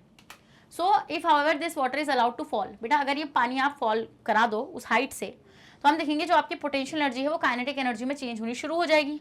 और काइनेटिक एनर्जी जो है फॉलिंग वाटर की हम लोग यूज़ करेंगे टरबाइंस को चलाने में, जिससे इलेक्ट्रिकल जनरेटर्स जो है वो इलेक्ट्रिकल एनर्जी को प्रोड्यूस करेंगे। So thus at a hydro electric power house the potential energy of a water is transformed into kinetic energy and then into electrical energy. तो पहले क्या होता है, पहले पोटेंशियल एनर्जी जो है वाटर की वो काइनेटिक एनर्जी में कन्वर्ट होगी, then this kinetic energy will convert into electrical energy. समझ के वाला point. So this is very important, ये हाइड्रो इलेक्ट्रिक पावर का पूछ लेंगे और फिर मेरे से मत बोलना आके। नेक्स्ट आते हैं बेटा आपका क्या, ट्रांसफॉर्मेशन है thermal power house. Thermal power house में अगर हम लोग देखेंगे बेटा तो आपको पता है थर्मल पावर हाउस में आप कोल को बर्न करते हो, ठीक है। So at a thermal power house coal is use to produce electricity. Electricity को प्रोड्यूस करने के लिए बेटा थर्मल पावर हाउस का यूज किया जाता है। जब कोल को आप बर्न करते हो तो जो आपकी केमिकल एनर्जी है बेटा कोल की, वो हीट एनर्जी में कन्वर्ट होती है, और फिर उस हीट एनर्जी को यूज किया जाता है वाटर को स्टीम करने के लिए, और फिर उन स्टीम को यूज किया जाता है बेटा स्टीम इंजन्स को घुमाने के लिए, टरबाइंस को घुमाने के लिए विद अ हाई प्रेशर, जिससे कि इलेक्ट्रिसिटी जनरेट हो सके। So higher pressure steam turn the steam turbines change the heat energy into kinetic energy, then the turbines run electric generators which convert kinetic energy into electrical energy. तो हम देखते हैं बेटा यहाँ पे क्या हुआ, सबसे पहले जो आपका कोल था जब वो बर्न हुआ, ठीक है, तो उसकी जो केमिकल एनर्जी थी बेटा, जो आपकी केमिकल एनर्जी थी वो किस में कन्वर्ट हो गई बेटा, वो कन्वर्ट हो गई हीट एनर्जी में। इस हीट एनर्जी को यूज किया गया वाटर को स्टीम करने के लिए, और स्टीम के हाई प्रेशर की वजह से जो आपके टरबाइंस थे वो घूमे, तो मतलब कि हीट एनर्जी ने काइनेटिक एनर्जी प्रोड्यूस करी, देन दिस काइनेटिक एनर्जी ये गई इलेक्ट्रिकल जनरेटर्स में, और वहां से क्या बनी बेटा आपकी इलेक्ट्रिकल एनर्जी। तो इस तरीके से एनर्जी ट्रांसफॉर्मेशन होता है। क्या होता है बेटा इस तरीके से आपका एनर्जी ट्रांसफॉर्मेशन होता है। तो chemical energy, heat energy, kinetic energy, और आपका क्या बेटा इलेक्ट्रिकल एनर्जी। डन। या बेटा इसको रखो याद करके, क्योंकि थर्मल पावर प्लांट में पूछ लेंगे, फिर मत बोलना मेरे से। ये पिक्चर्स भी लगा रखी है बेटा मैंने यहाँ पे थर्मल पावर प्लांट की। अब आते हैं application of transformation of energy using energy converters. बेटा जब आप एनर्जी कन्वर्टर्स का इस्तेमाल करते हो तो किस तरीके से आप एनर्जी को ट्रांसफॉर्म होते हुए देखते हो और किस तरीके से एनर्जी ट्रांसफॉर्म होती है। This is very important slide बेटा, क्योंकि यहाँ पे एनसीईआरटी में डायरेक्टली क्वेश्चन पूछे हुए हैं और बुक्स में भी पूछे हुए हैं, तो कभी आप मेरे से बोलो मैं आपने हमें नहीं बताया। तो आते हैं बेटा इलेक्ट्रिकल मोटर पे। तो हम ही देखते हैं बेटा इलेक्ट्रिक मोटर जो होती है, आपको एनर्जी चाहिए तो आप इलेक्ट्रिकल एनर्जी प्रोवाइड कराते हो उस मोटर को, देन वो उस इलेक्ट्रिकल एनर्जी को कन्वर्ट करती है बेटा मैकेनिकल एनर्जी में, जिससे कि आपका पंखा चल रहा है। तो अब देखो आप यहाँ पे electric energy spin the motor in various electrical appliances. बेटा मोटर तो हर इलेक्ट्रिकल अप्लायंस में लगी हुई होती है जो बहुत टाइप का वर्क कर रही है। For example electric energy spin the motor in a fan. मान लो एग्जाम्पल लेते हैं बेटा कि जो आपकी इलेक्ट्रिक एनर्जी है वो पंखे में जो मोटर लगी हुई है उसको स्पिन कर रही है, causing the fan to run and cool our room, जिससे कि फैन चल रहा है और हमारा रूम ठंडा हो रहा है। तो motor converts electrical energy into mechanical energy. तो यहाँ पे देख लिया आपने इसको। इलेक्ट्रिक आयन को अगर हम देखेंगे बेटा तो आप इलेक्ट्रिकल एनर्जी प्रोवाइड कराते हैं इसको, और वो उस इलेक्ट्रिकल एनर्जी को किस में कन्वर्ट कर लेती है, हीट एनर्जी में, जिससे आप अपने कपड़ों को आयन कर सकते हैं। So when we switch on an electric iron, it become hot. So in electric iron convert electrical energy into heat energy. Electrical heater भी बेटा इसी प्रिंसिपल पर काम करते हैं। जब आप उनको इलेक्ट्रिसिटी प्रोवाइड कराते हैं, मतलब कि इलेक्ट्रिकल एनर्जी प्रोवाइड कराते हैं, तो they transform electrical energy into heat energy. Next आते हैं इलेक्ट्रिक बल्ब्स। तो an electric bulb convert electrical energy into light energy. अब यहाँ पे ध्यान से सुनना, इलेक्ट्रिक बल्ब का पूछ लेते हैं लोग। देखो हम ये देखते हैं बेटा, जो आपके इलेक्ट्रिक बल्ब्स होते हैं वो इलेक्ट्रिकल एनर्जी को कन्वर्ट करते हैं बेटा किसमें, लाइट एनर्जी में। बट यहाँ पर सिर्फ और सिर्फ लाइट एनर्जी नहीं प्रोड्यूस होती है बेटा, साथ में आपकी हीट एनर्जी भी प्रोड्यूस होती है। तो हम ये देखते हैं बल्ब के अंदर बेटा जो आपका फिलामेंट लगा हुआ होता है, जब आप उसको इलेक्ट्रिसिटी प्रोवाइड कराते हैं तो वो हीट होने लगता है, लाइट अप होने लगता है। बट वहाँ पे ज्यादातर जो आपकी एनर्जी है बेटा वो वेस्ट हो जाती है in the form of heat energy. याद रखने वाला पॉइंट आप लोग, ठीक है। तो इसलिए हम लोग इनकैंडेसेंट बल्ब्स को रिप्लेस कर रहे हैं एलईडीज एंड ट्यूबलाइट से। अब आते हैं रेडियो। रेडियो जो होता है बेटा वो इलेक्ट्रिकल एनर्जी को साउंड एनर्जी में कन्वर्ट करता है, बट इतना आसान नहीं है कहना ये। सबसे पहले वो इलेक्ट्रिकल एनर्जी काइनेटिक एनर्जी में कन्वर्ट होगी, क्योंकि बेटा जो इसके अंदर वो लगे हुए हैं ना तार जो लगे हुए होते हैं इसके, जो डायफ्राम है स्पीकर में इसके, ठीक है, तो उसको वाइब्रेट करवाना पड़ेगा। तो जो इलेक्ट्रिकल एनर्जी है आपकी, सबसे पहले वो उस डायफ्राम को, स्पीकर में जो डायफ्राम लगे हुए हैं उसको वाइब्रेट कराएगी। वाइब्रेशन की वजह से, वाइब्रेशन का मतलब है मोशन, तो मोशन की वजह से जो एनर्जी होती है बेटा वो आपकी कौन सी होती है, वो आपकी होती है काइनेटिक एनर्जी। देन वो काइनेटिक एनर्जी यूज की जाएगी साउंड एनर्जी को प्रोड्यूस करने के लिए। नेक्स्ट आते हैं स्टीम इंजन। स्टीम इंजन में बेटा हम लोग देखते हैं कि आप क्या करते हैं, heat is use to boil water, उसमें हीट को यूज किया जाता है बेटा वाटर को बॉईल करने के लिए। देन वो जो आपकी स्टीम होती है वो हाई प्रेशर पर क्या करती है, इंजन को, शाफ्ट को, जो इंजन का शाफ्ट होता है उसको या व्हील्स को चलाने में यूज किया जाता है। तो उस हीट एनर्जी को पहले काइनेटिक एनर्जी में कन्वर्ट करते हैं, देन वो काइनेटिक एनर्जी यूज की जाती है टू रन द इंजन और to run the shaft and all. Car engine की बात करें बेटा, तो कार में आपको पता है फ्यूल होता है, तो वो फ्यूल जब बर्न करता है तो बेसिकली जो केमिकल एनर्जी है वो हीट एनर्जी में कन्वर्ट होती है। देन वो हीट एनर्जी यूज की जाती है बेटा कार के इंजन को चलाने में, व्हील्स को चलाने में, ठीक है। सो हम वहाँ पे क्या देखते हैं बेटा, फिर वो काइनेटिक एनर्जी में कन्वर्ट हो जाती है। सेल और बैटरी बहुत इंपॉर्टेंट बेटा, क्योंकि सेल के अंदर केमिकल भरा हुआ होता है, वो केमिकल एनर्जी आपकी किस में कन्वर्ट होती है, इलेक्ट्रिकल एनर्जी में कन्वर्ट होती है, ठीक है। समझ के वाला पॉइंट आप लोग, ये पूछा जाता है बेटा। गैस स्टोव की बात करूँ तो गैस स्टोव में आपकी एलपीजी होती है, विच इज अ केमिकल, जिसके पास होती है chemical energy. Then this chemical energy will convert into heat energy. Next if you are talking about the solar water heater, तो सोलर वाटर हीटर की अगर मैं बात करूंगी बेटा, तो solar water heater trap sunlight. तो सोलर वाटर हीटर क्या करेगा बेटा, सनलाइट को ट्रैप करेगा, देन वो इस सनलाइट को हीट एनर्जी में कन्वर्ट करेगा, ठीक है, जिससे आपका क्या होगा, पानी गर्म होगा। सोलर सेल की बात करेंगे बेटा, सोलर सेल भी क्या करती है, सनलाइट को ट्रैप करती है, देन उस लाइट एनर्जी को आपके इलेक्ट्रिकल एनर्जी में कन्वर्ट करती है। समझ में आने वाला पॉइंट आप लोगों को। Next and last topic for this session बेटा, उसके पास जाओ, उसके पास नहीं जाओ, उसके बाद चले जाना, मजे करना, मौज करना। Law of conservation of energy, किस पे बात करेंगे बेटा, law of conservation of energy पे हम लोग बात करेंगे। तो आपको पता है एनर्जी जो होती है वो बेटा वो एक फॉर्म से दूसरे फॉर्म में ट्रांसफॉर्म हो सकती है। Law of conservation of energy कहता है कि भाई इस ट्रांसफॉर्मेशन के दौरान ना तो आप एनर्जी गेन कर सकते हो ना ही लॉस कर सकते हो। समझ में आने वाला पॉइंट, मतलब कि सिस्टम में एनर्जी सेम रहेगी, एनर्जी वेस्ट हो सकती है बट गेन या लॉस नहीं हो सकता उसका, ठीक है।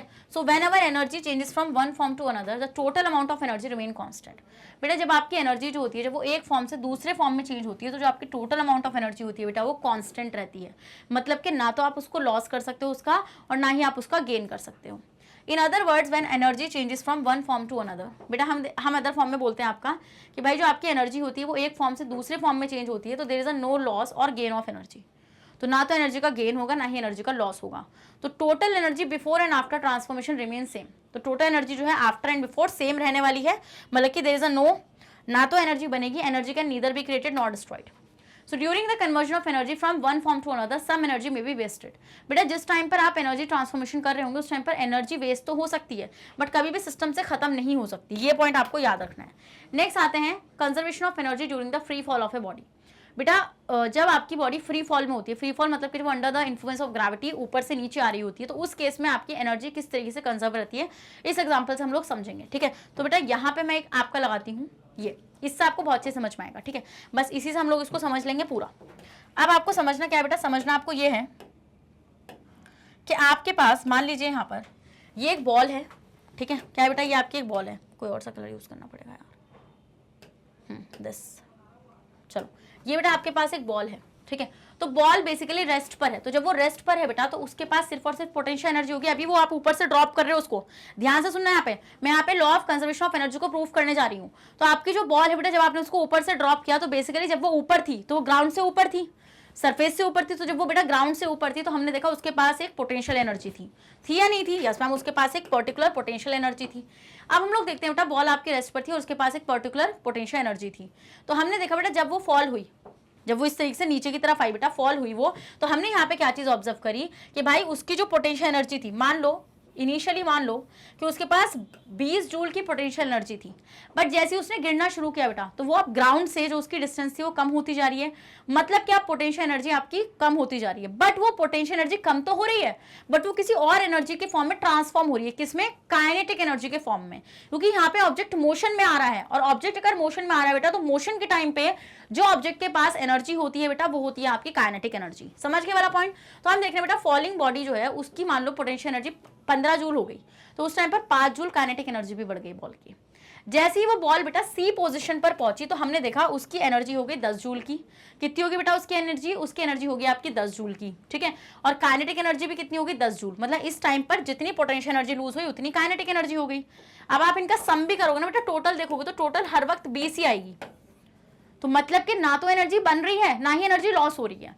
जैसे वो डी पोजीशन पर पहुंची बेटा तो काइनेटिक एनर्जी वो पोटेंशियल एनर्जी होगी 5 जूल, बट काइनेटिक एनर्जी होगी 15 जूल। टोटल निकालोगे तो 20 जूल ही आएगी। फिर बेटा just before hitting the ground, ground को हिट करने से पहले बेटा पोटेंशियल एनर्जी हो गई 0 और काइनेटिक एनर्जी होगी आपकी 20 जूल। टोटल निकालोगे तो 20 ही आएगा। मतलब कि at a instant of time, किसी भी इंस्टेंट ऑफ टाइम पर आप ये चीज ऑब्जर्व कर पा रहे हैं बेटा कि पोटेंशियल एनर्जी और काइनेटिक एनर्जी उनका जो सम है बेटा वो क्या है? वो आपका इक्वल है, मतलब कि कंजर्व है।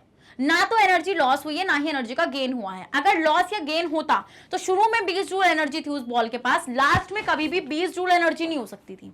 क्या?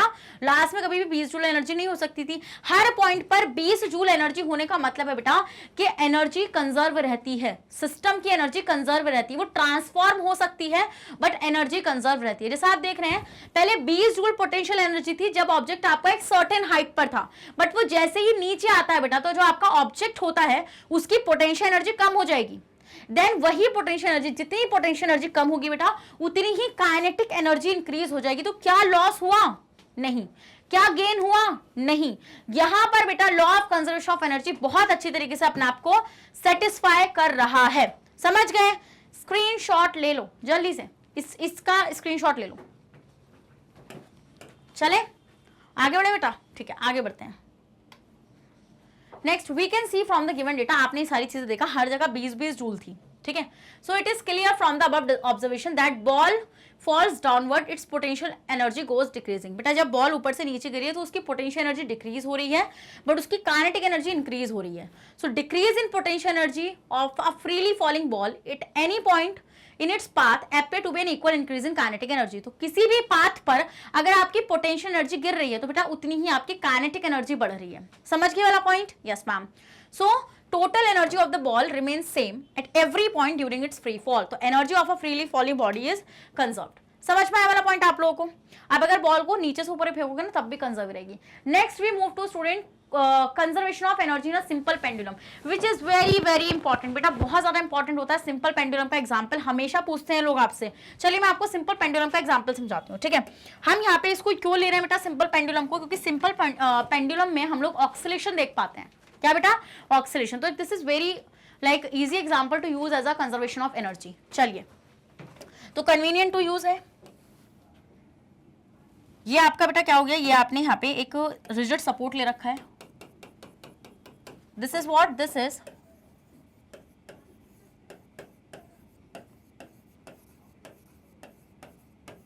अ रिजिड सपोर्ट। देन यहाँ पे बेटा आपने एक स्ट्रिंग ले रखा है और उस स्ट्रिंग से एक बॉब को बांध रखा है, मेटल बॉल जिसको हम बॉब बोल देते हैं, ठीक है भाई, बांध रखा है। Yes ma'am. मान लो ये पोजीशन में मार्क कर रही हूँ ए, ठीक है। Yes ma'am. So this is the thread and this is the metal ball here, जिसको हम बॉब भी बोल सकते हैं और बॉब। तो अब क्या हुआ बेटा, आपने इसको ऐसे छोड़ दिया, तो जब आपने उसको छोड़ा बेटा तो ये स्ट्रिंग आपका यहाँ पर आ गया नहीं आ गया?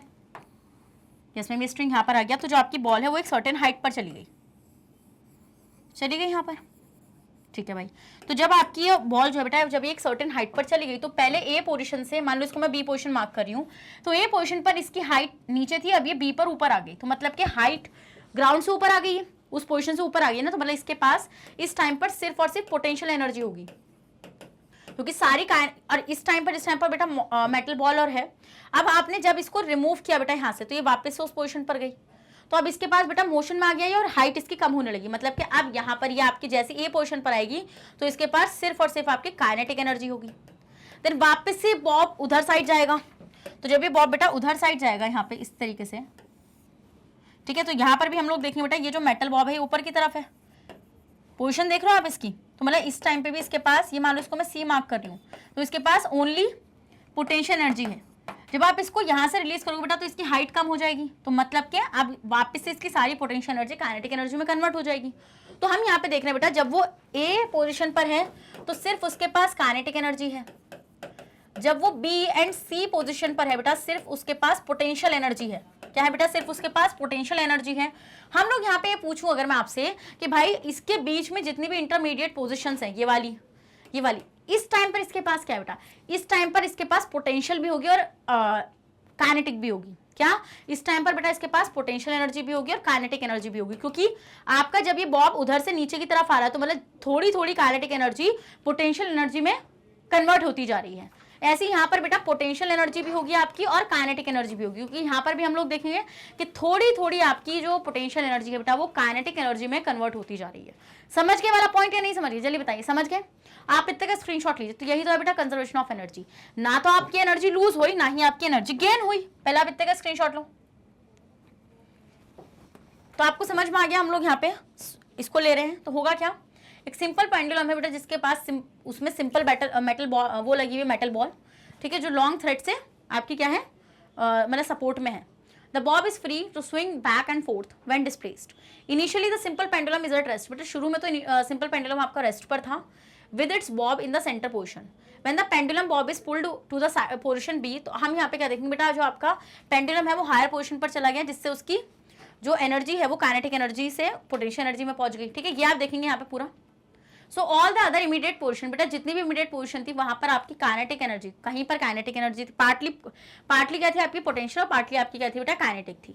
The pendulum Bob keeps on oscillating. बेटा जो पेंडुलम बॉब था वो ऑक्सीलेट हो रहा था for a considerable time, but ultimately the oscillation die down. But बेटा थोड़ी देर बाद पेंडुलम खुद ही रुक गया।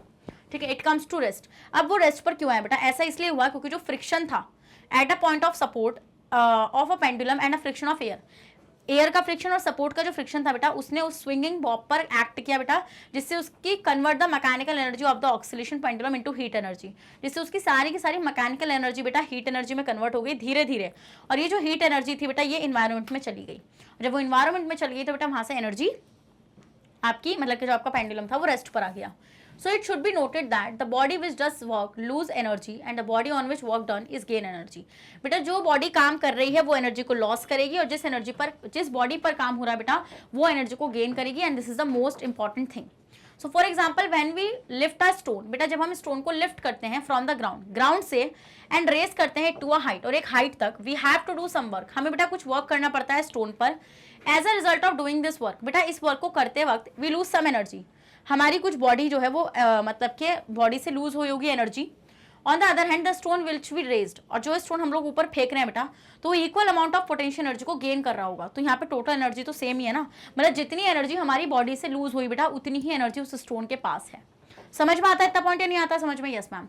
सो now when we kick a ball, बेटा जब आप बॉल को किक करते हो तो आप कुछ वर्क कर रहे हो, तो इस वर्क को करते टाइम बेटा हम कुछ एनर्जी को लूज कर रहे हैं अपनी बॉडी में से, बट उसी टाइम पर बेटा बॉल जो है वो उसी अमाउंट ऑफ एनर्जी को गेन कर रही है in the form of kinetic energy और मोशन में आ रही है।